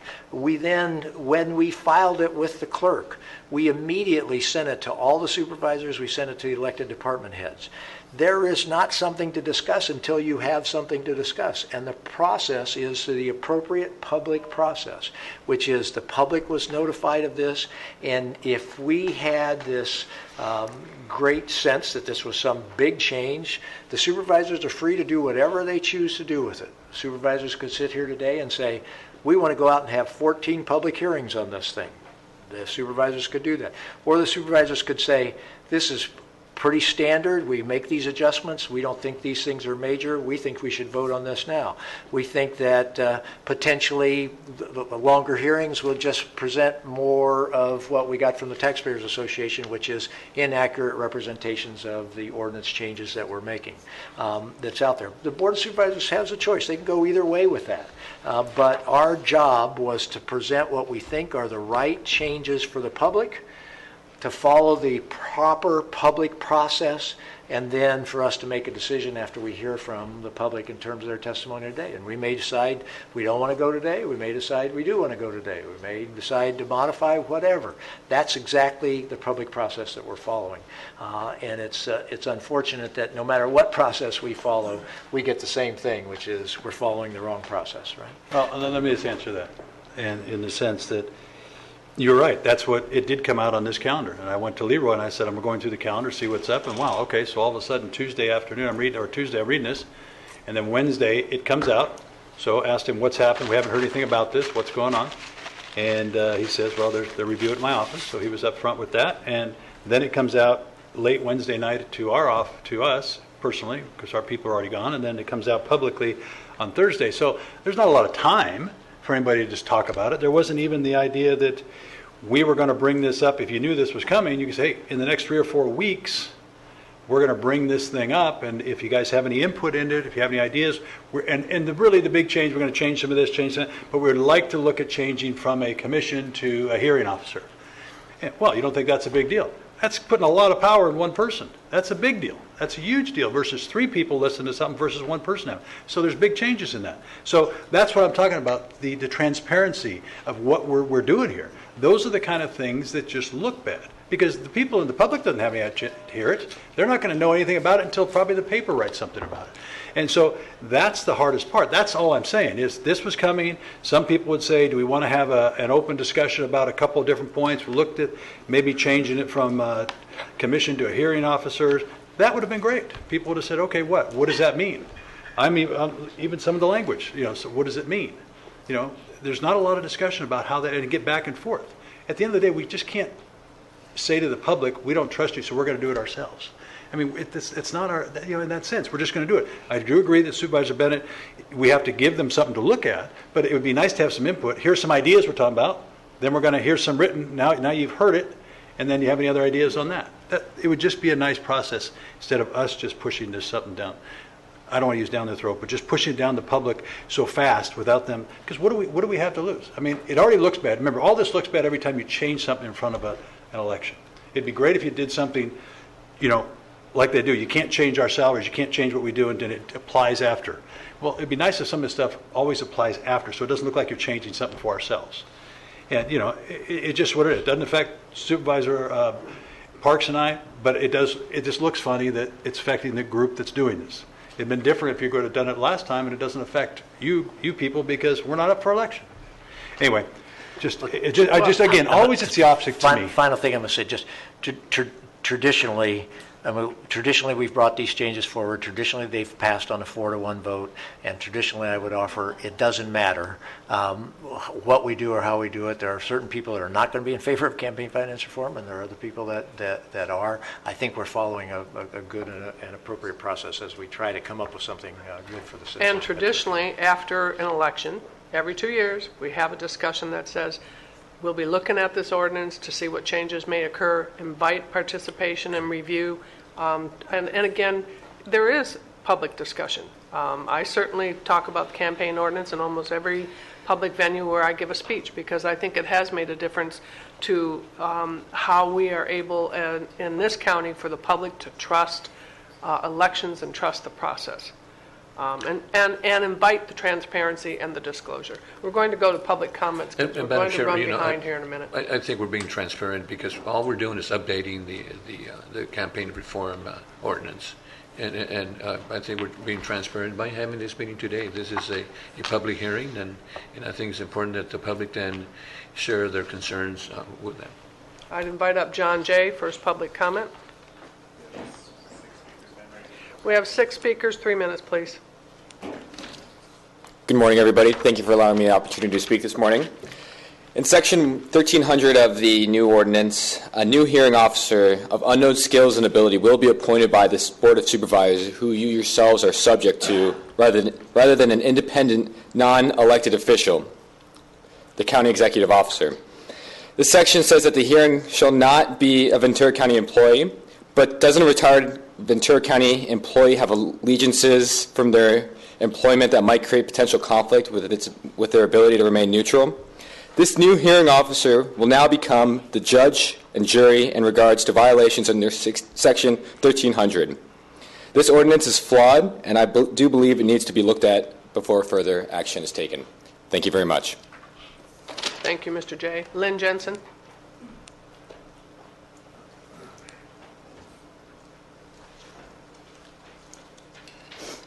Thank you. I'm Lynn Jensen, representing Ventura County CoLab this morning. CoLab is concerned about the process that brought this item 22 and item 29 to the agenda without a public hearing and without a majority vote by the board to direct county council to revise the ordinance or to review the revised ordinance as you stated you guys wrote it. Stakeholders, we believe, are being shortchanged here.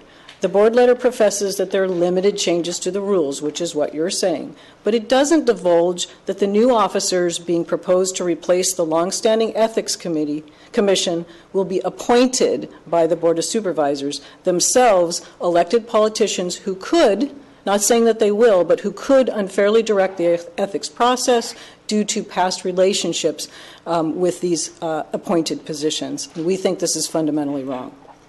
I submit to you 2 specific recommendations from the grand jury report, which came out in April of 2014, after the last round of changes were adopted quickly over protests by stakeholders who filed a complaint to the grand jury.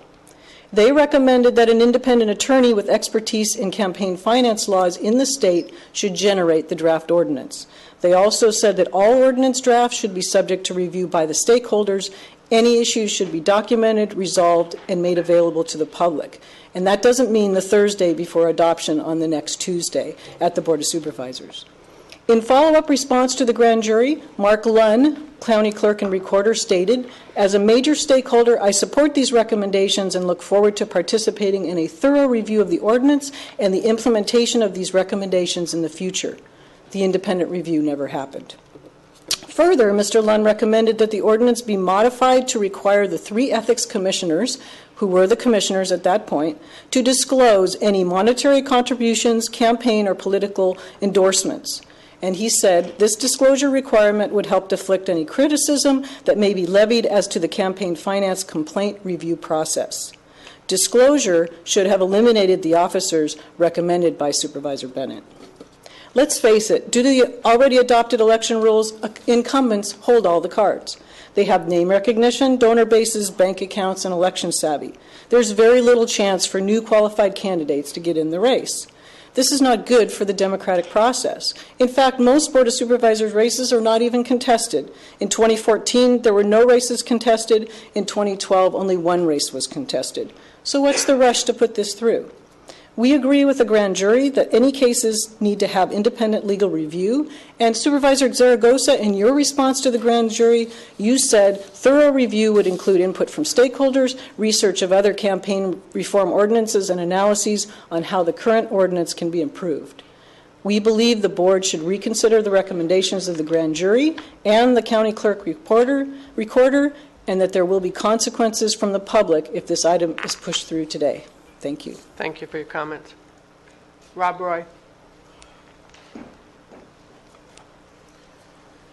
Good morning, Supervisor Long and fellow supervisors. I hadn't really selected whether I was going to be here this morning because I only heard about this last Thursday, but as we run a political action committee and are active in many of the elections, I wanted to express my concern because I have from the beginning objected to this campaign finance law, and I've had numerous conversations, email exchanges with Supervisor Bennett over the years. I am concerned about this, quote, overwhelming support. I've never heard of it. I don't know if you've done any polls, how many meetings you've conducted to give you that right to say that, but I'm not aware of anything. You also said that these intervening court decisions are, quote, campaign hurdles. They've been decided in favor of people who are expressing their First Amendment rights and were decided in favor of them. So I guess it depends upon which side of the ideological spectrum you fall as to whether or not they're political or campaign hurdles. The only real justification you have advanced today was one of expediency. And I would submit that expediency at the cost of due process and a transparent process is not sufficient to make these changes. We have seen many times in the last 6 months this board acting in a very expedient way. We saw it with a water ordinance in October. We saw it with some pesticide issues a few weeks ago. And now we're seeing it with this particular ordinance. I submit that that is not the way that this government should be run. You're just blindsiding people who have a legal right to come before you and to express a valid point of view based upon the facts and the sufficient reading and research of what you're doing here. Basically, you're telling us that you know what's good for us and we should just go ahead and accept it because As Supervisor Bennett just said, it doesn't matter how we do it. It's always a 4-to-1 vote. So I guess we should just accept that fact and move on. As to your quid pro quo corruption, I'd like to read you a statement by Justice Roberts in the McCutcheon versus FEC case. The right to participate in democracy through political contributions is protected by the First Amendment, but that right is not absolute. Our cases have held that Congress may regulate campaign contributions to protect against corruption or the appearance of corruption. But he went on to state, Congress may only target a specific type of corruption, quid pro quo corruption, which is, I think, the reason why you stuck it in this particular draft. Spending large sums of money in connection with elections, but not in connection with an effort to control the exercise of an officeholder's duties, does not give rise to quid pro quo corruption.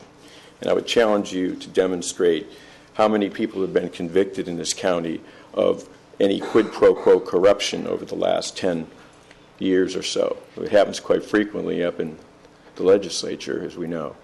But I think that's just a smoke and mirrors to give some governmental interest why you are advancing this particular ordinance. But I will say this. I have thought for many years that a federal district court should review this ordinance, and I would hope that you would remember that quote I just gave you, because you may be seeing it somewhere in the next 6 to 12 months. Thank you. Thank you for your comments. Mr. Sloan?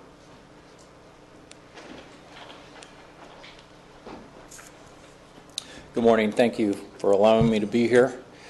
Mr. Powers and board, I find myself in kind of an interesting position because I agree with you in a lot of points, Mr. Bennett. I don't seem to be in that position a whole lot, but I do. And I agree that we need to decrease the influence of dollars in campaigns. I think it's a good thing. However, we shouldn't suppress our citizens' right to representation, and that's what I believe this is. We're going from a group of people, hopefully impartial people, down to a single individual who's appointed. I have a really big problem with that. I think that's illegal. I really do. I think this whole process here is illegal. I think it is a violation of the First Amendment. I agree that it's a very expensive process, what we have now. Do we need to improve it? Sure, I think we do.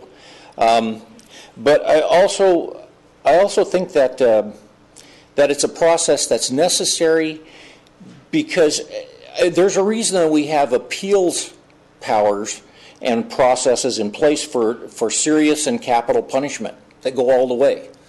There are appeals. There are many people that look at this. I think it's important that more than one person or two people who are appointed look at these problems, if there are individual problems. And you brought up the point, Mr. Bennett, about a judge. We may be before a single judge. I agree with you there. However, those judges are brought up before the people every so often. In a few years, they're brought before the people, and they have to be reaffirmed by the people. I think that these moves violate the total premises of a balanced government. Our government has always been with three branches that are check and balance. I see this as an elimination of some of those balances. Should we try to improve it? Sure, let's do. We need to reform this whole thing. However, your point of expediting this process has its merits. However, so do lynchings. So I thank you. I would really wish that you will bring this before the people. Let us discuss it. We'd love to be a part of the process, but let's not rush into something that limits citizens' right to representation. Thank you. Thank you, Mr. Sloan. Matt Guthrie.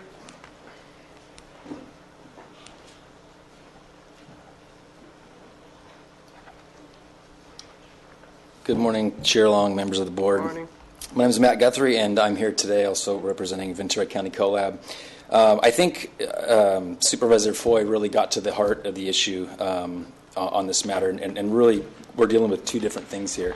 One is the process of public notification. I think he's right that being notified the Thursday prior to the Tuesday where a decision is going to be made is a problem. And I know, many times there are slides that come up and facts in the meantime that are disputed, and it makes it extremely difficult when people have schedules and lives and work to do to try to scramble to review all these things in such a short period of time. And perhaps there are mistakes made, and it makes it more likely that that's going to happen when there's such a short time. If they had more time to review these things, maybe we could avoid some of those things. And I know sometimes it's maybe nice for the board to be able to poke holes in some of these things, but in the interest of allowing the public to digest this stuff and be accurate, I think that more time is really what's needed, and that's an important factor in the discussion here. The stated goal of the new ordinance is to attempt to promote public trust in government through the electoral process, through the elimination of quid pro quo. And I think that's important, but I think support for campaign finance reform, as you said, may be a popular issue as a concept. Eliminating some of those things and the influence of money in politics might be important as a concept. However, that can be done a number of different ways, and the process can certainly change and be very, very different. I think that a lot of people here have agreed that might be something we can address, just don't agree with exactly how it's being done in this case. And especially, I think, if you're going to try to eliminate the appearance of quid pro quo or corruption, to have people who are previous campaign donors be the sole arbiters of this sort of thing, that would be the first place I would start. I mean, certainly there are people who are qualified to fit those positions or perform those duties who aren't previous contributors. So in the section actually of the ordinance, 1299H reads, the compliance officer shall primarily consider the deterrent effect of the settlement on future violations by others. If no proposed voluntary settlement agreement is reached in a timely manner, the compliance officer shall refer the matter for an evidentiary hearing before the hearing officer and shall present to the hearing officer at the evidentiary hearing the evidence supporting the charges. Having those people be previous campaign contributors, like you said, it's and I think Supervisor Foy said it, that the appearance of impropriety there is a factor. So my suggestion would be to slow the process down, ensure that the public has a right to review, provide input, and allow everybody to review and comment in the future. So thank you. Thank you. David Grau?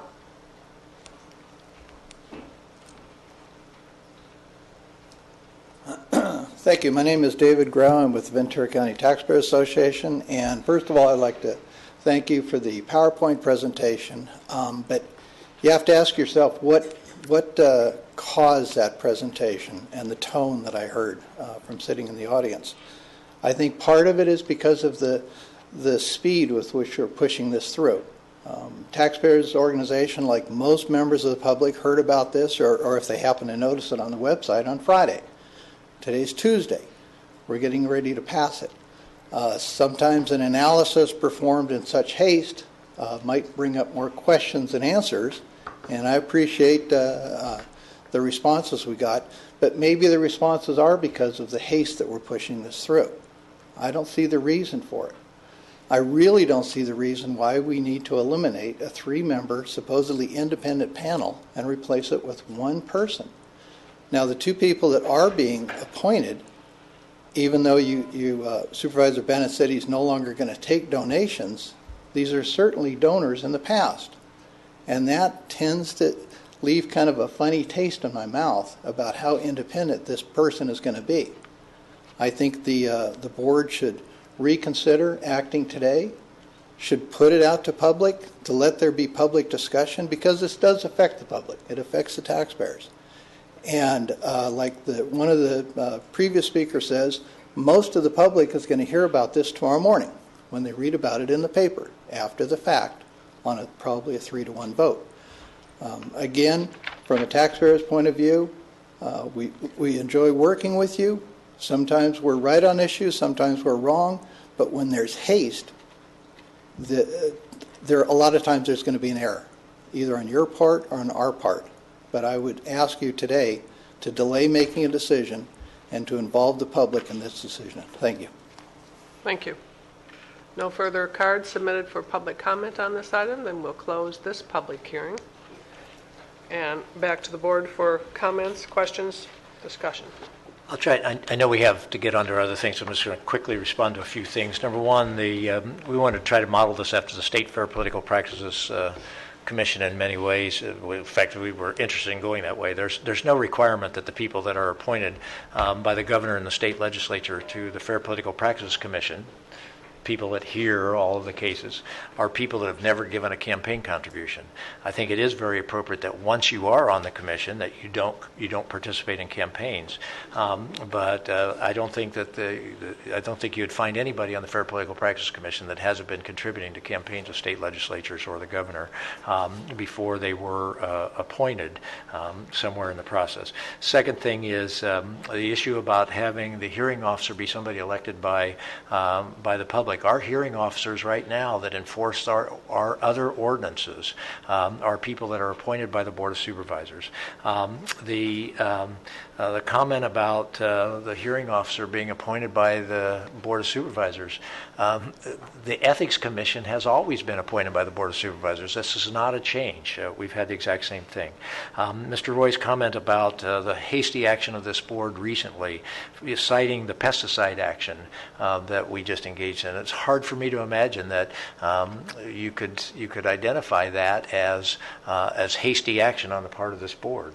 We said that there was going to be a report that came. The report came. We asked for that report to come back the next week or at the next hearing. We asked the Ag Commissioner to come back and for us to continue to take action on that. That is exactly how the public process is supposed to work. Finally, I appreciate the comment from Mr. Roy that from the beginning he's been opposed to the campaign finance ordinance and questioning whether the public really supports this. I would offer two things. There are polls out there that talk about the Citizens United decision and the overwhelming opposition of the public to limits on on campaign contribution laws, et cetera, that are out there. But the evidence that I would offer here in Ventura, in the city of Ventura, I wrote a campaign contribution limit law when I was on the Ventura City Council. That law consistently got defeated by the Ventura City Council 5-2, and the City Council refused to endorse that. We put that law on the ballot for the citizens to vote on, and more than 80% of the citizens of the City of Ventura voted for that ordinance. I would strongly suggest to you that the public wants good, strong campaign contribution limit laws, and that oftentimes you find elected officials and other people that have gotten used to the way the money influences the process being opposed to that. But there was a classic example of the public's will being denied on a 5-2 vote by the Ventura City Council, overwhelmingly supported on an 80% vote.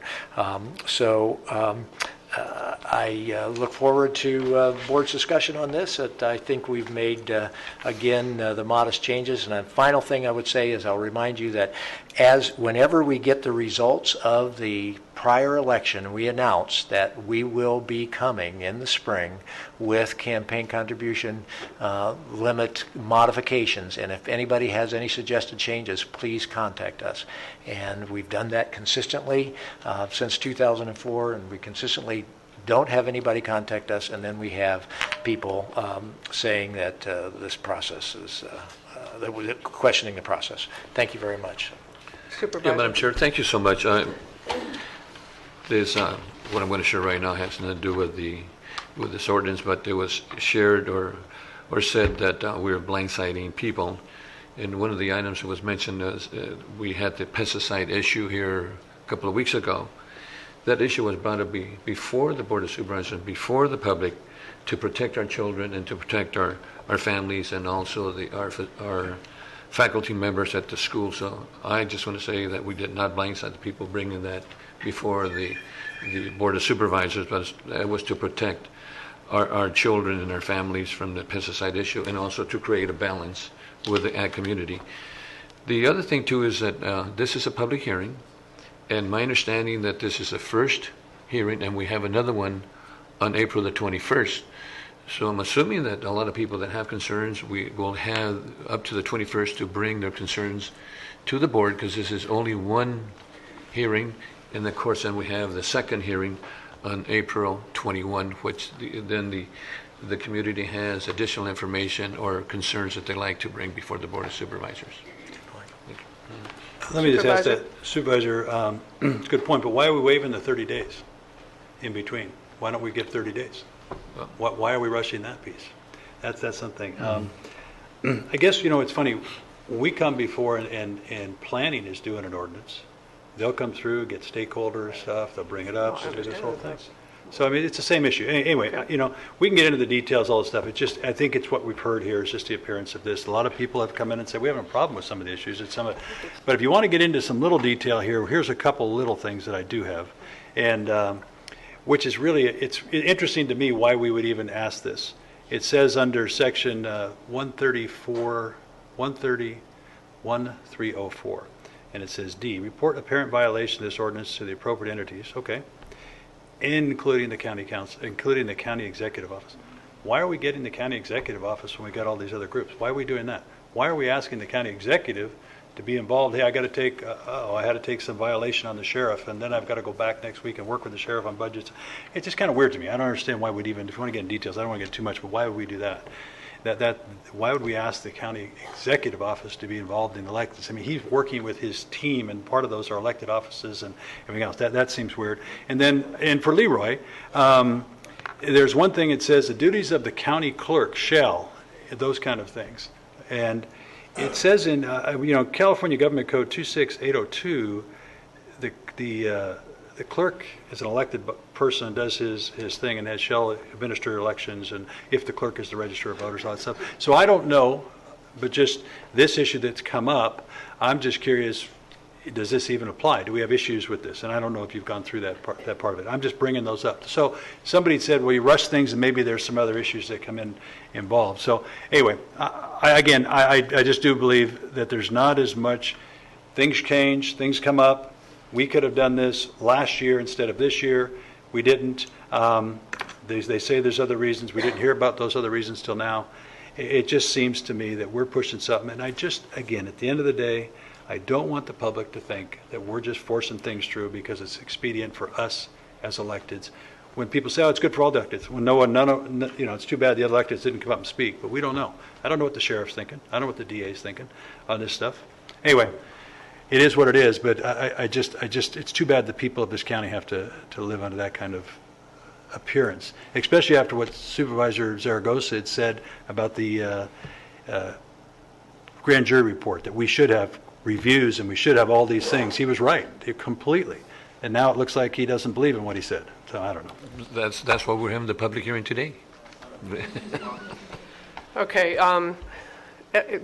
We've said this already. After every election, it's open. It's an open door for any supervisor or any group to bring forward to the board to say, we've had this experience now with this ordinance. We'd like you to consider exploring another process, exploring a public engagement, exploring whatever you think is the deficiency in the ordinance. And every cycle, January, we announce it again, and then we work on it because we have looked at and heard concerns with the process being too lengthy, a 2-year process for a decision.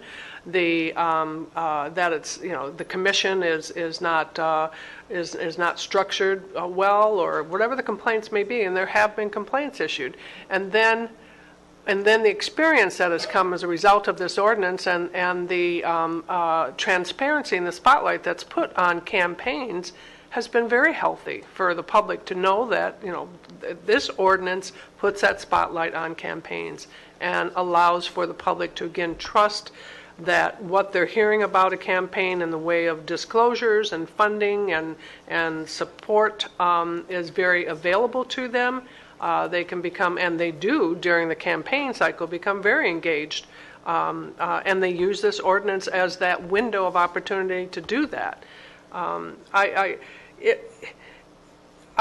would just offer, with these changes, which I do see as just a streamlining of a process, we're going to have ideology differences, and those will continue.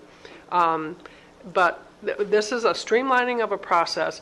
One suggestion, the CEO should appoint, and then another suggestion or comment saying, well, you can't put the CEO in that position because he has to work with all these other electeds, which is why the commission was set up in its original format, to really allow for it to be, once the appointment's made by a 5-member body, whether it's this body or somebody 10 years ago, then the appointment's made. And then that commission is totally independent, and they need to be, should be, and do their job and follow what is now an ordinance that has been the law in this county for campaign finance and has gone through how many cycles?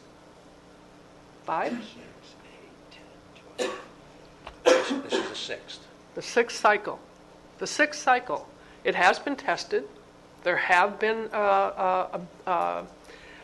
cases that have been handled as a violation of the ordinance and fines assessed. Thank goodness in this county, not zillions of them. So I think it stands the test of whether it's a balanced and good process and does provide, again, that transparency and trust for the public. So there's another week between now and the second hearing on this. Again, if there's I just have not, and I honestly do put this in every time I'm out speaking to the public, talk about this campaign ordinance, because I think it probably is one of very few in the state that has stood the test of time, has been challenged and stood the test of time, and has served us well. So I'm going to make the motion with this comment, and that is that when we first proposed the ordinance all the way back in 2004, there was great opposition to the campaign contribution limits. Then when we increased the disclosure comments, the same forces came and spoke to us about they didn't want the disclosure limits, that it was unfair to people to have this disclosed. Then when we tried to change the enforcement limits, it was the same thing. So, we've had these objections, but I believe that, I strongly believe this. I've been working on campaign finance reform my whole life. Before I was a politician, I was a strong believer in trying to decrease the influence of money in politics. I'm going to keep working on it out there, but I believe that people in Ventura County want to live in a county where we're doing everything that we can. We can't do everything that we want to do, but everything that we legally can to try to decrease the influence of money in politics. I believe people are proud of that. I think that's what people want. I think that's why these two gentlemen have been willing to step forward. They're not asking for any compensation or anything else. They're volunteering because they genuinely believe that we're better off as a county if we have an ordinance like this and we go forward. So with that, I'd move the recommended actions that we have in our board letter today. We have a motion and a second. I do believe that one comment out of the board up here during hundreds and hundreds of comments doesn't quite give public notice that we're looking at this. It would be nice to have a meeting and saying we're going to be doing this and hold meetings. That's one thing about that. So I guess at the end, this whole thing, it ends up with the whole process is do as I say, not as I do. Now, the final thing I say is the other thing we have committed to is to do this well ahead of the election cycle, which this is April. I think we've done that. I would certainly. I would. We have a declared candidate. We're in the middle of an election cycle. I would offer that when this election cycle is over, feel free to open the doors and hold the public meetings. Ma'am, I have to read into the record. Amendments to an ordinance of the Ventura County Board of Supervisors repealing and reenacting Article 6, Chapter 2, Division 1 of the Ventura County Ordinance Code, Section 1261 et sec, regarding local campaign finance reform. If I could just ask the clerk, we're waiving the 30 days. Is it standard practice for this Board of Supervisors to waive the 30 days on the ordinance readings?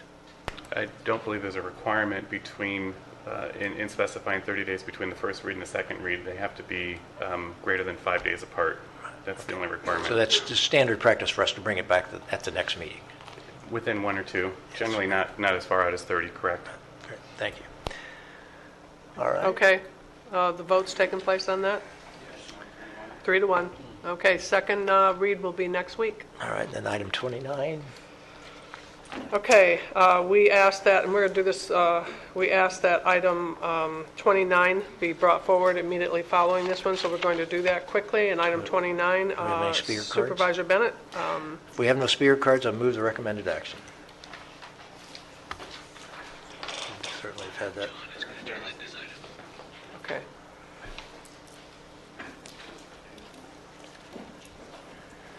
Please vote on item 29. That's a 3-1. That passes also. All right, thank you. We'll move ahead now to, and so I apologize to folks who are here for our 10 o'clock time certain items. And the first one is item 23, proclamation. Supervisor Zaragoza is going to carry this one. Supervisor. Yeah, thank you, Madam Chair. This is a resolution. First of all, let me invite Ray Ann, I hope I'm pronouncing it, Davison, up to the podium.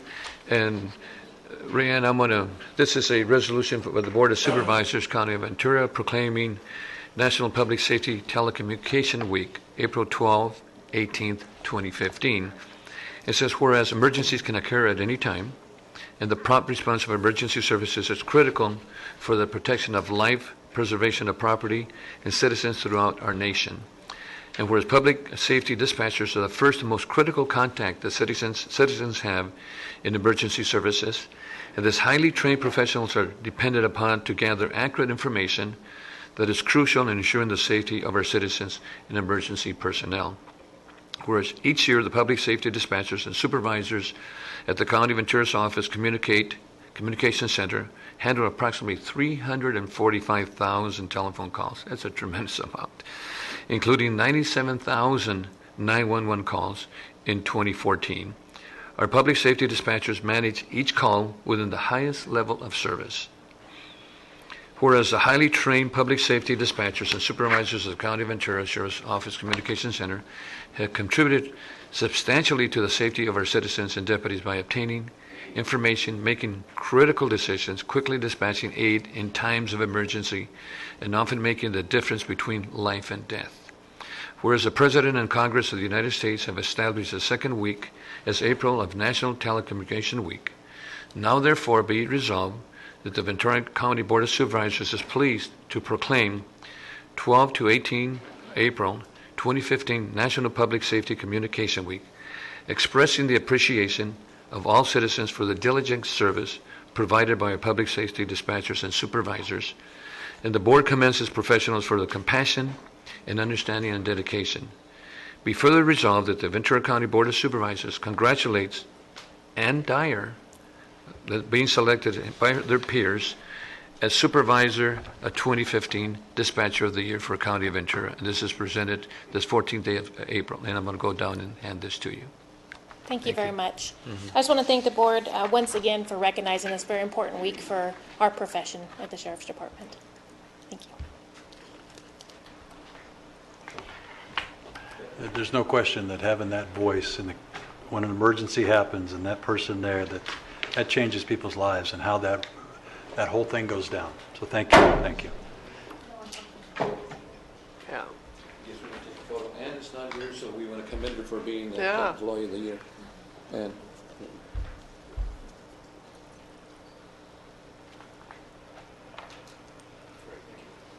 thank you for waiting. Thank you so much. And Thank you so much.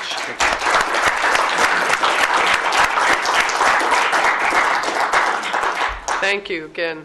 It's one of those services until you make the call, you realize how invaluable, important, and the professionalism that the department handles it is outstanding. Thank you. Thank you.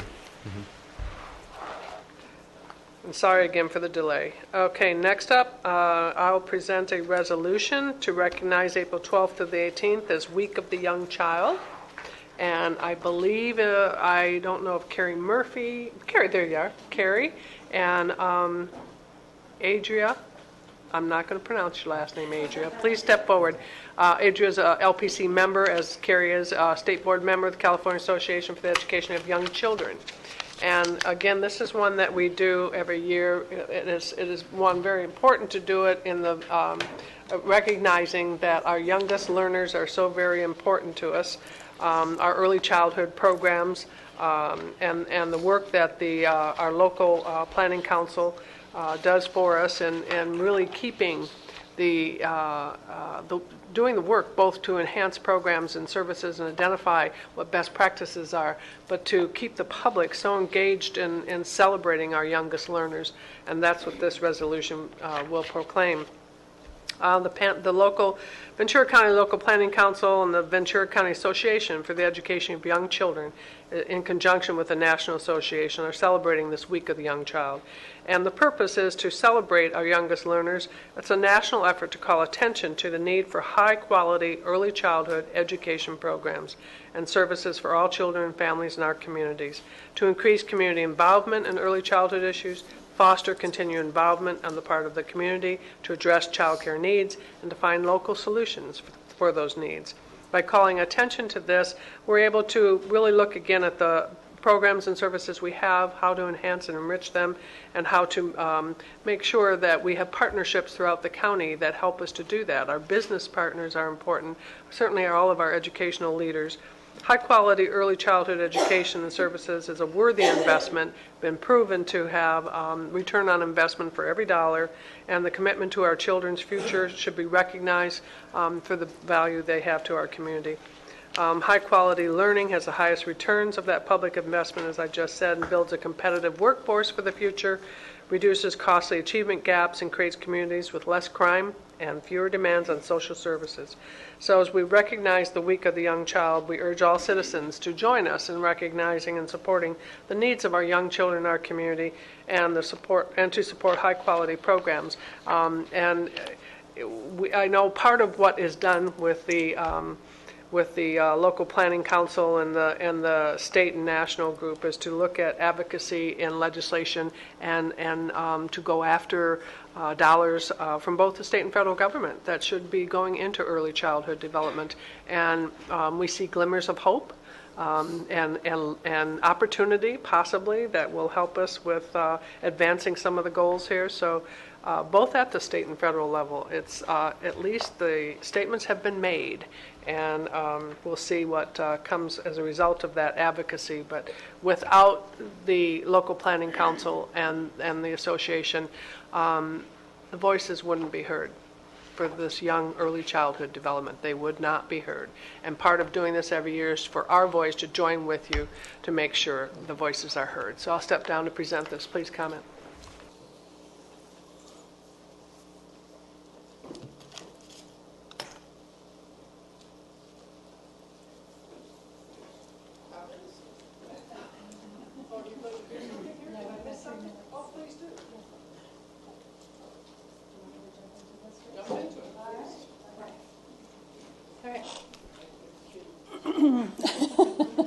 Okay.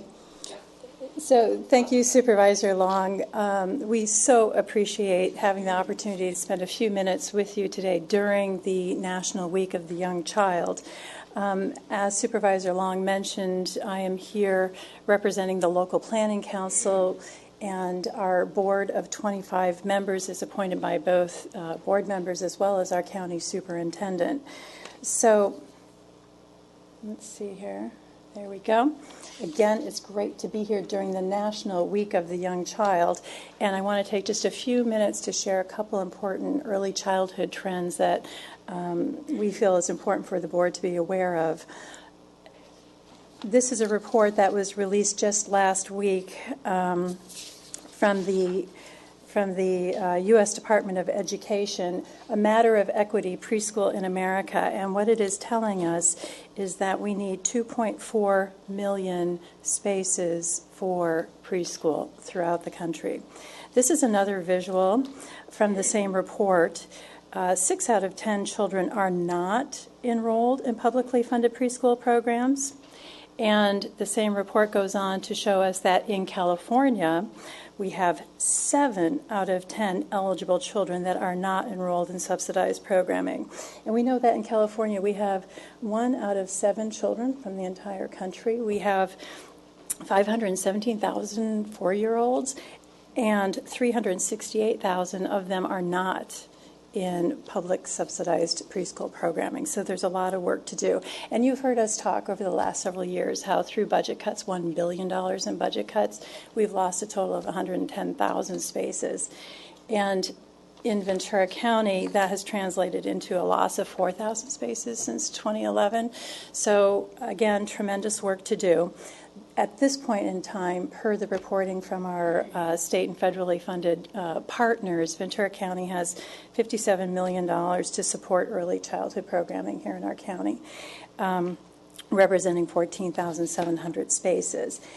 And as Supervisor Long indicated, perhaps we're beginning to feel the momentum change.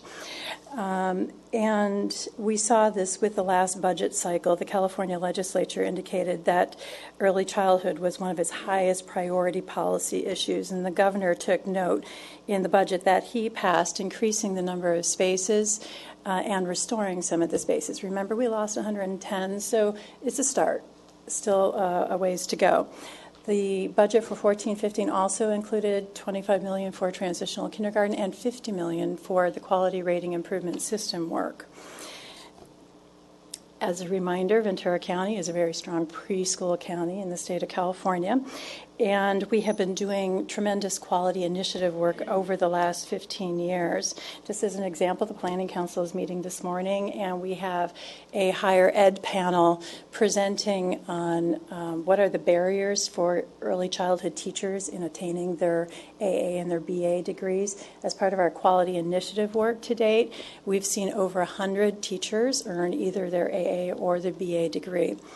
Also, as part of our quality initiative work, Ventura County has been very successful in obtaining competitive grants to support enhancing quality. And one of the most significant efforts under quality initiative work is our quality rating improvement system, where we support our early learning programs by rating them and then following up with supports to improve their quality so that ultimately parents are able to choose a very high quality program so their children are able to be successful when they start kindergarten. So some numbers around this. We currently have 4,000 children in Ventura County that are participating in the QRIS system. That represents 116 sites. And 84% of our rated sites have achieved high quality rating. So it's working. In conclusion, we've seen unprecedented attention in the last year or two to the importance of investing in early childhood, both at the national as well as at the state and local level. We very much appreciate your support and your advocacy for the need to invest, and we appreciate the opportunity to celebrate our youngest learners. Thank you, Carrie, for bringing all that in. Thank Yeah. you. Oh, okay.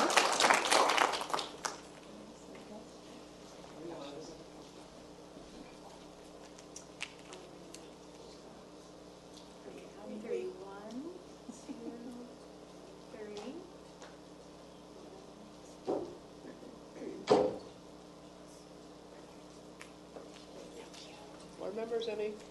Oh, thank you. Thank you. Thank you so much. Appreciate it. Thank you.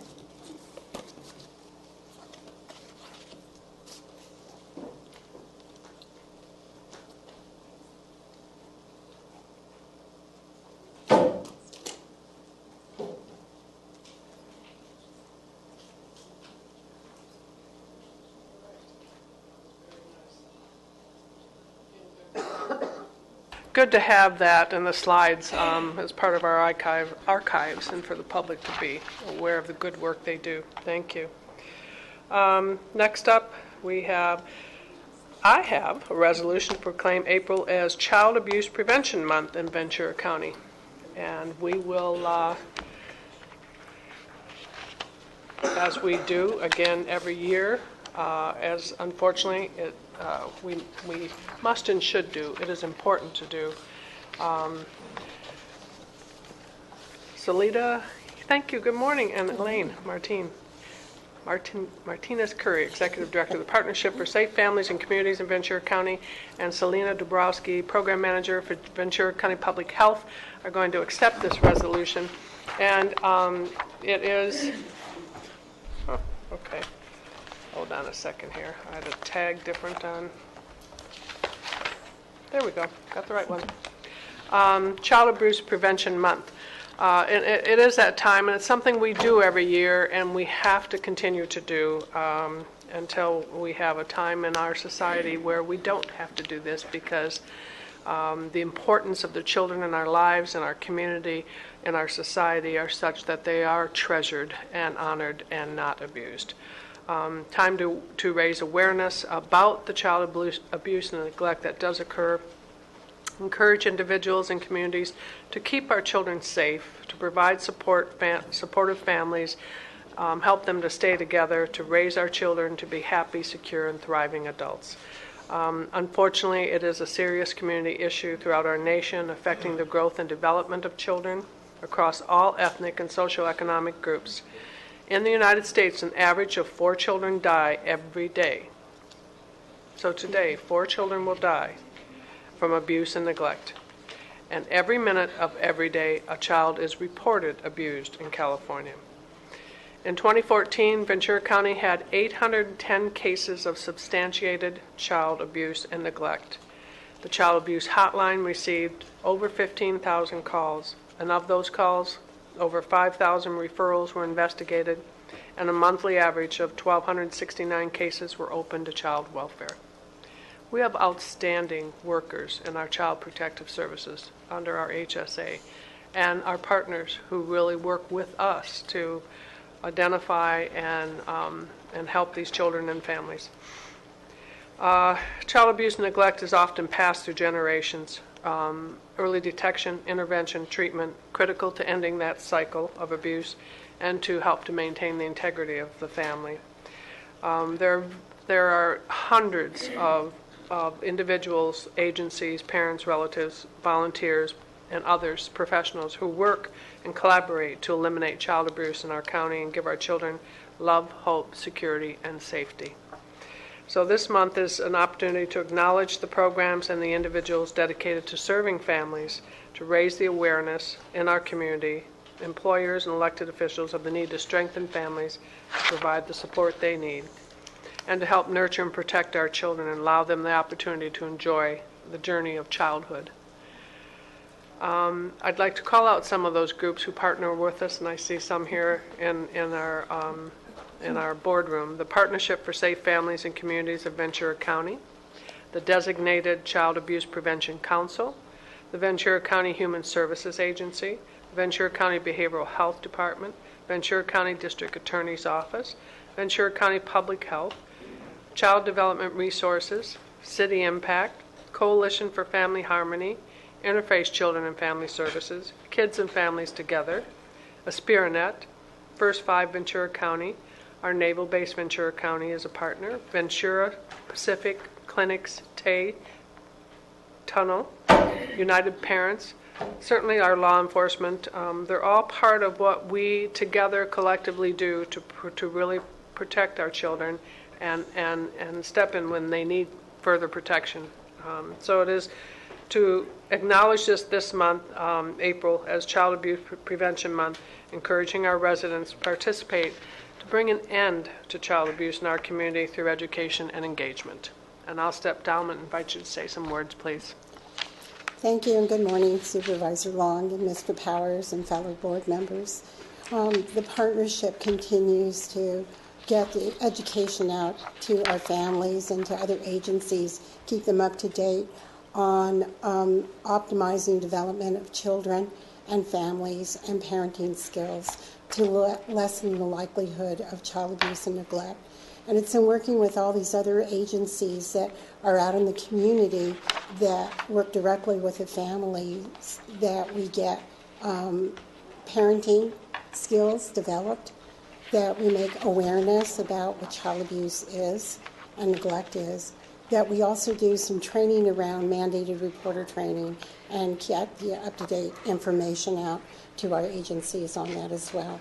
Working in partnership with all the agencies that Supervisor Long just announced is one of our strengths as we develop and we strengthen families in Ventura County.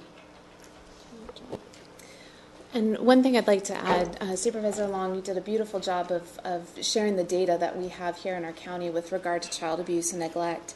One thing I want to point out is that in 2014, we had an average of about 40 families per month that received prevention and early intervention services. And I think that's something that really speaks to what we have available for families in our community through the work with HSA, through the partnership, public health, and all of the other agencies as well. We want to keep these families out of the child welfare system, provide services, provide support, and strengthen them as a whole. I also want to share that the Partnership for Safe Families is doing a 5K fundraiser this year. This is new for us. It's on Saturday, April 25th. We want to support the work of the Abuse and Violence Prevention Task Forces, raise awareness about child and human trafficking. That has become a hot topic in our community. It's happening here in our own backyard, and we want to raise awareness about that as well. So we want to encourage people to register. You can go to the partnershipforsafefamilies.org website to register, and we hope to see all of you there. Thank you. A little bit about our task forces. I know we mentioned them. We have 4 different task forces. We have the Child Abuse and Neglect Education Task Force, Domestic Violence Prevention Task Force, Sexual Assault and Abuse Prevention Task Force, and our Youth and Education, Youth Development Task Force as well. So thank you. And Madam Chair, thank you again for sharing. I think it's important that we take care of our children, and child abuse is very prevalent here, and it's, I think it's important that we take care of them. And thank you so much, for the good work that you do. Thank you for your support. Thank you. I was just going to echo that the work that you do is so challenging. I mean, looking out for the most vulnerable children in our county, and I know our board so appreciates the courage and compassion it takes to do that work on a daily basis. So just thank you to all the leaders who support it. Thank you. Thank you. Thank you. Let's do a picture.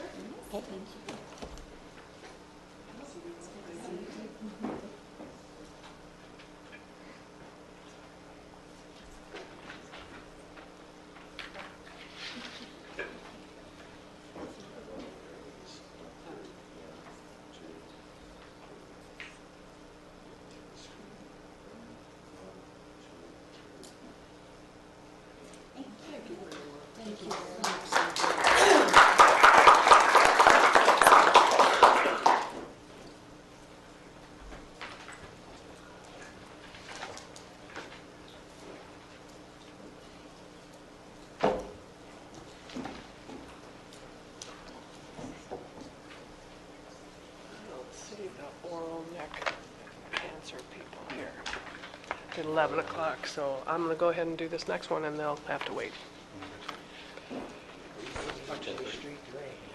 Yeah. Okay, we're going to move ahead. I do have an 11 o'clock, but I'm going to do the 10:30 first. And give me a second to get my... Yes. It's item 26, and we have a PowerPoint that has a couple of key introductory comments that I'd like to make, and I know that we have our Watershed Protection District folks who are going to speak to this, and this is something that Supervisor Zaragoza and I have worked on, and I just want to say that it did start as a recommendation to authorize a venture. What is being put forward for the board's consideration is to authorize the Watershed Protection District to initiate a public outreach campaign, providing watershed awareness and education through renaming of the Oxnard Industrial Drain and the J Street Drain. And in the agenda packet, there was maps provided that for those of you who may not be familiar with the area, so that you can see that it is in the Oxnard Plains, heart of the Oxnard Plains, and the Oxnard community all the way adjacent to the city of Port Hueneme community, the J Street Drain. So that's the area that it covers. And there was an express need in the community that was made clear through public comment over the years as we worked together on the Oxnard, on the Ormond Beach Task Force and the J Street Drain project, and encouragement from the community that we look at renaming these two areas to better reflect their impact to the cultural, historical, ecological, and hydrological significance of the community, the surrounding area, and ultimately the story of the Ormond Beach wetlands. It will be a public process that will include engagement of residents via a community-wide vote of their favorite names or an opportunity to submit their favorite names. And a stakeholder committee will help facilitate and guide the process and provide input to the board for final approval of the names. Could I have the next slide? I probably have jumped right through that one already. Next. I don't have a next button. And I don't know how to use the next button. He just did it for you. He just did it for you. Just did it for me. Okay. This gives you a descriptor of the Ormond Beach wetlands, 1,500 acres of ag industry and the wetlands, 200 migratory bird species, shore bird species, more than any in any other site in our county, and it is certainly a very important wetland restoration opportunity that we have undertaken with the Ormond Beach Task Force. And it is the opportunity to share the story as we also work to engage and educate residents on stormwater quality and the damaging effects of trash and litter to our environment.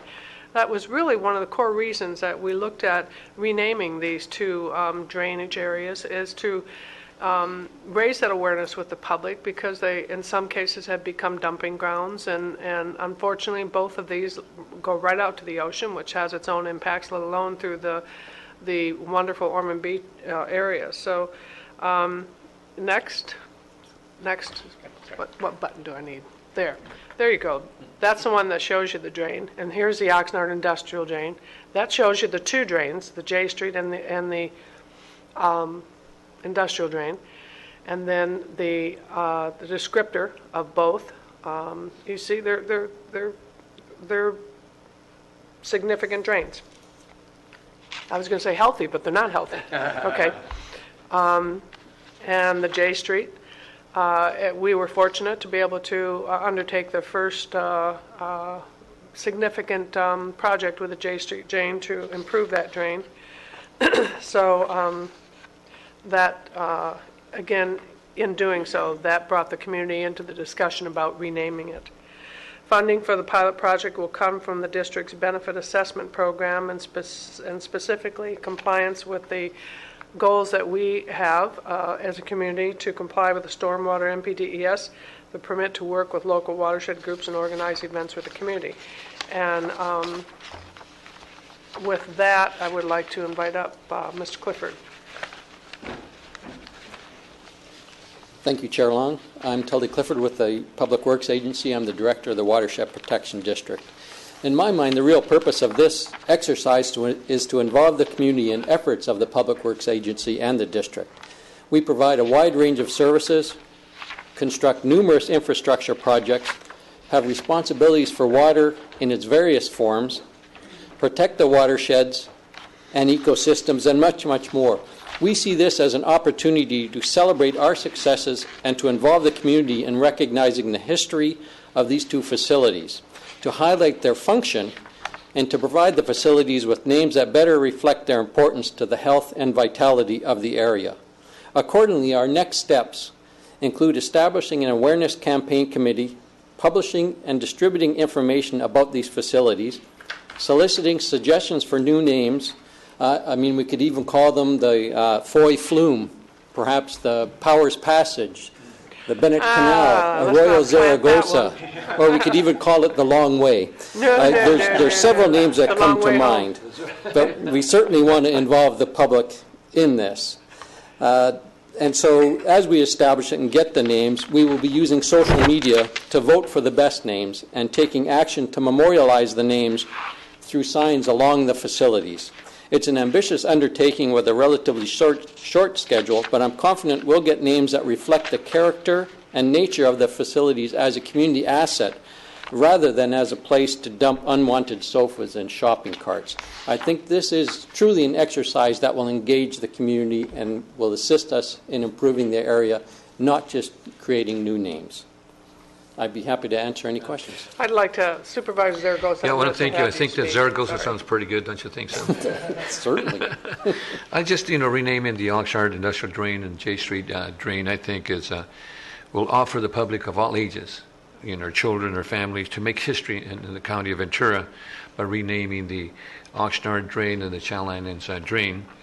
both drains, flow right into the Ormond Beach and wetlands, which, as was mentioned in the slide, that it's home for 200 migratory bird species. And of course, we've been recorded that many shorebird species live there in that area, and probably the most in Ventura County. I hope by establishing this important watershed and responsibility that it'll really help our individuals in Oxnard by having more pride in our wetlands. I want to thank, and I see Mayor Pro Tem Carmen Ramirez is here with us today. She's been very instrumental in helping us out. Bill, Terry, and Gloria. I don't see Gloria. She was sitting next to Bill, and been very instrumental. Also, Bill Nash. I saw him earlier, and also the Godwins that are back there someplace. They've been very instrumental, and also the Oxnard Savers Road design team that's worked on helping Ormond Beach and helping to culturally be more aware of what's happening in Oxnard. And I think this was brought up initially by Peter Brenn, wasn't it? This naming of the drains initially, I think it was something that's my understanding. But I think it's important that we encourage the children and our families to vote. And I'm not sure if you put the website up there, but I think the website is the vcwatershed.org/survey. Is that correct? That's correct. The vcwatershed.org surveys in order to vote, and also to contact Zoe Carlson at 805-654-2032. Is that correct? But again, I think it's important that we participate and thank the Watershed and Public Works for all the work they're doing, and apparently it's also going to be on Facebook. Thank you. Okay, are there any questions at this time? We do have public speakers on this. Mr. Clifford, thank you, and huge appreciation to Zoe for her work on this. Thank you. I'd like to call up Mayor Pro Tem Carmen Ramirez. Thank you for being here. We could have 3 minutes on speakers, please. Thank you, Chair Long and members of the board, Mr. Powers, and all the folks, all the ships at sea, as they say. Water is so important, and for a long time, too many of us take it for granted. Take it for granted that maybe the ocean is our trash can, and we see the consequences. It's economic damage, environmental damage, even, I would say, spiritual damage to our whole community. Water is very important. And I think it was Shakespeare who said, "What's in a name? A rose by any other name would smell sweet." Yeah, but it's sweeter when it's a beautiful name that enhances our appreciation of our history, the natural assets. We see in Oxnard, people of Oxnard are coming to realize the fantastic economic, environmental, scientific, educational opportunity for the development in the proper way of Ormond Beach, the reduction of the industrial uses which have harmed it and our community. And I'm just very pleased that the Watershed Protection District, this board, and the community have realized how important it is to appreciate our assets. By naming it, we will increase awareness. We'll get people to stop thinking about the gutter that leads to the ocean, to these waterways as a trash stream. So I really do appreciate the work, and we will share this with all of the community. Everybody can participate. The ocean belongs to all of us. Really looking forward to great choices. Thank you very much. Thank you. And Shirley Godwin. I will say that Shirley and her husband have been real strong advocates for taking these steps, so I really appreciate that you've stuck with it. Thank you. Thank you. My name is Shirley Godwin. I'm a resident of Oxnard, and my home does back up to the Oxnard industrial drain. But we never actually called it a drain. We called it the ditch. And I don't like ditch any better than drain. And the reason we called it that, we bought our home originally in 1966, and it was a dirt ditch. And later the county made the concrete channel. In fact, when we first moved in there, East Bard Road didn't even go through, and there was a very rickety wooden footbridge that went over the ditch. And We still live in our same house 49 years later, so we have 49 years of history of knowing how the drain, the ditch, or whatever you want to call it, has been used. And as mentioned earlier, all the trash, the sofas, the grocery carts, it's just awful what goes in there. The other thing, the sides of the walls of the canal, the channel, are covered with graffiti frequently. The paint cans that are used to spray paint end up in the water. So we've seen all of that. And even though when we first moved in, even though we knew what was behind our house, our family would walk on Ormond Beach and Wainimi Beach, and we never made the connection at first that the dirty water that was flowing behind our house was the same water that came out on the beach. And I'm sure that there are many people today that don't have a clue where it goes. And so obviously what you're proposing here I think is wonderful. We need to educate the public. And I personally submitted names for the Oxnard Industrial Drain and the J Street Drain. And I've just assumed that much as, I admire all of you, I don't think anybody's name should be on it. I think it should be much more geographical and explain what the water does and where it goes. And my personal suggestions that I did submit on the website for the Oxnard Industrial Drain, I suggested Oxnard Lagoon Waterway, because that clearly states where the water goes. And in terms of J Street, we've seen the presentations about covering a good portion of it and having it be a parkway. And so I think what would be really nice would be call it something like the J Street Parkway Canal or something like that. So fully support your staff recommendation. Thank you. Thank you, Shirley. Shirley, just based on your comments, does this mean I should withdraw my suggestion of Goodwin's Golden Gorge? That would be awful. Yeah. Mr. Terry, I invite you.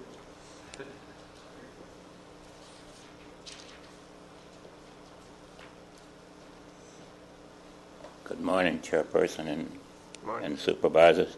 I'm here to support, really appreciate what the staff has done with their report. And I feel that the name, this process has been a long time coming, started years ago. It's not just something that just come up. I feel that the name drain implies sewer. And I think that this is a good process, and I support it wholeheartedly. Thank you. Thank you. Appreciate your advocacy, too, you and Gloria. Thank you. Steve Nash?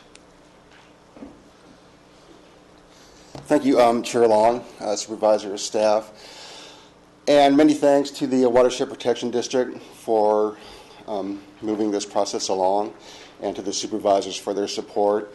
Now, some of us in Oxnard, and quite a few of us, we actually have a vision of how we can incorporate some of these facets to make a really wonderful community for ourselves. The linear park on top of a covered J Street ditch, fantastic idea. By hook or by crook, we're going to find some way to find the money for that. If you've heard of some of the fantastic proposals for what's possible with the lower reaches of the OID, once you get past the concrete lined channel, it really turns into a natural waterway. Mm-hmm. So there's been discussion of having people actually use kayaks to explore the lower reaches, go out to the Hadley Lagoon, and with the eventual rehabilitation of the wetlands, really the possibilities are quite fantastic. So whatever we name them, and I don't have any suggestions right now, but it really needs to represent the potential of both of these. I'll call them water courses. I mean, ditch and canals and everything else. You really don't understand what's at stake here, but the community appreciates the efforts, and it's just one more step in reaching Oxnard's potential, and when we're talking about the beach and yeah, especially Ormond Beach. I mean, the potential is really limitless for not only Oxnard but also the entire county. So thank you. Thank you, Mr. Nash. Okay, that concludes the public comments on this. And again, here's the proposed process that we will go through, and the board letter spells it out even more so. Again, appreciation to the City of Oxnard for their engagement, and certainly Mayor Pro Tem, our Public Works, our watershed folks, and other county staff who've helped with this, and all of the community members who have agreed to volunteer to help move through this process and move so efficiently and quickly so we can get this done. And Madam Chair, again, I want to thank all the participants. I think it's important that we, make the name change. And also one of the things that was brought up is the fact that hopefully we're going to cover J Street, and that make that a linear park. And I think it's extremely important. That's because of all your work. And thank you for all the work you're doing over at Ormond. And in fact, one of the things we're doing now is working with Callegas and Met, on probably removing those 20 acres that Met owns there in the middle of Ormond, and find another suitable place, to move that proposed desalt. Actually, long-term plan that Metropolitan has. But I want to thank all of you, and all the Savers Road design team. You guys have been working on this for a long, long time. And thank you so much for being here today. Okay, board members, are there any further questions or comments on this? We'll move it forward for a motion. Second, motion and a second. Please vote. Good luck. Yep. And thank you. Thank you. Appreciate everyone's support and engagement on this. Thank you, Mr. Clifford Zoe. and Public Works. Zoe, you've done a great job. Thank you. All right. Sorry for the delay. We'll move now to our 11 o'clock. And after that, can I take a break? Yeah, almost done. Okay, good. All right. The 11 o'clock. Again, this is one that we have had for the last couple of years. The importance of doing this, again, is this is to recognize April 12th through the 18th as Oral, Head, and Neck Cancer Awareness Week. And I'd like to invite up to the podium Dr. Chow Nguyen, if I pronounce Chow Wen, I'm sorry, our ENT Medical Director, and Scott Arnold, our HCA Clinic Administrator. Barry Fisher, if you want. Whoever wants to come up, come on up. This is, again, something that we're doing annually because it is important. I think probably the statistics will say that we're seeing more and more of this, and that is that 110,000 American citizens diagnosed every year with cancer of the head and neck region. 66% of the time, oral cancers are found in stage 3 or 4, and men are affected twice as often as women. 85% of all oral and head and neck cancers could have been prevented, and only a small percentage of the people in the United States understand the disease, its causes, treatments, and prevention. Significant number of individuals treated for this disease encounter disability due to breathing, swallowing, speaking, physical and/or visual difficulties. Increased awareness can result in earlier diagnosis, lower functional disability, higher survival rates. Our Ventura County Medical Center remains committed to supporting this awareness, education, and research in head and neck oncology. And the Anacapa Surgical Associates Ear, Nose, and Throat Clinic will offer, again, at no cost, screenings April 17th, 8:30 to 11:30, 1 to 4, at their location on Loma Vista Road, 3291 Loma Vista, Suite 401. And this is this gives the board an opportunity and to, again, raise the public awareness that encourages all of our residents to get involved and participate in screenings and to really be aware of another disease that can be treated. Early attention, intervention really is effective. So I'd like to step down and present this and offer you to say a few words, please. Good morning. Thank you, Chair Long, members of the board, Mr. Powers, for your support and also the support of the healthcare agency. We have behind me Mr. Fisher, Ms. Jonah Rauhol, our nurses from the ENT clinic, Sylvia Rodriguez and Joanna Jimenez, my colleague Thomas Duncan, our clinic administrator Scott Arnold, and Ellen Richmond from our human resources. This is a disease that is mostly preventable. The main drivers of head and neck cancer are smoking and drinking. So this is a message that we can definitely get out to the public, that smoking and drinking increases the risk of head and neck cancer 17 times. And again, this is a largely preventable cancer for the most part. And as Chair Long had mentioned before, early screening with any disease, with any cancer, the odds are greatly improved in terms of survival and decreased morbidity. So if we can get that message out, and I think this is a great way to do it, because I think a lot of people are afraid of cancer. If they have something, they're very scared. They don't want to come in. But having this event, I think it kind of lowers the bar for that fear. And I think people show up with things that they may not have wanted to go to their doctor about. And so, again, this is a great opportunity, I think, for our communities to screen for head and neck cancer, to raise awareness of what are the drivers of head and neck cancer, and to really make an impact on this disease. So thank you. Thank you.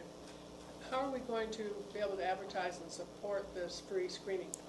Can we do so on our websites, on our... Yeah, on the website, news releases, radio, yeah, you name it. Yeah. Yeah. Madam Chair? Yeah. Doctor, is this going to be in Spanish also? Are you going to convey this information in Spanish? Yes. They are? Okay. It's a bilingual. And Dr. Nguyen had a letter to the editor today in the Star. Oh, good. So multiple sources, yeah. Thank you. That's really important. Important information. Thank you. Thank you. Bringing this forward. Thank you.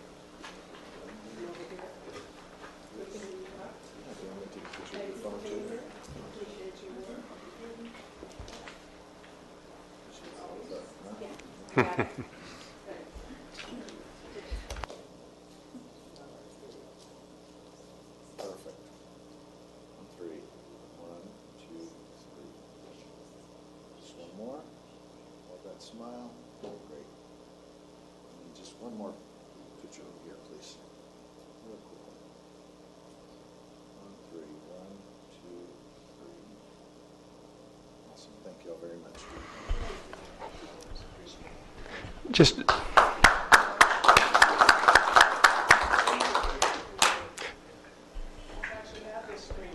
Yeah. Last time I saw you was the fundraiser we did for Sex and the City. Hey, Tom. We wanted to do it. See you again, Doc.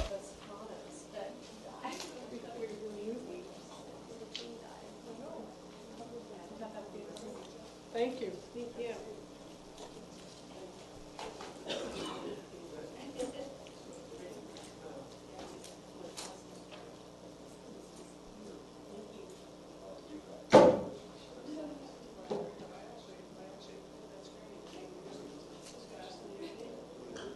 Yeah, it was great. Okay, where are we? Am I done yet? We did correspondence. Closed session? Closed session? Okay, closed session. Are we going to have an announcement? There should be no announcement. Okay, and then we'll be back here, though, at 1:30 for APCD, right? Or 1 o'clock, whatever time it is. Okay, board, let's go do it.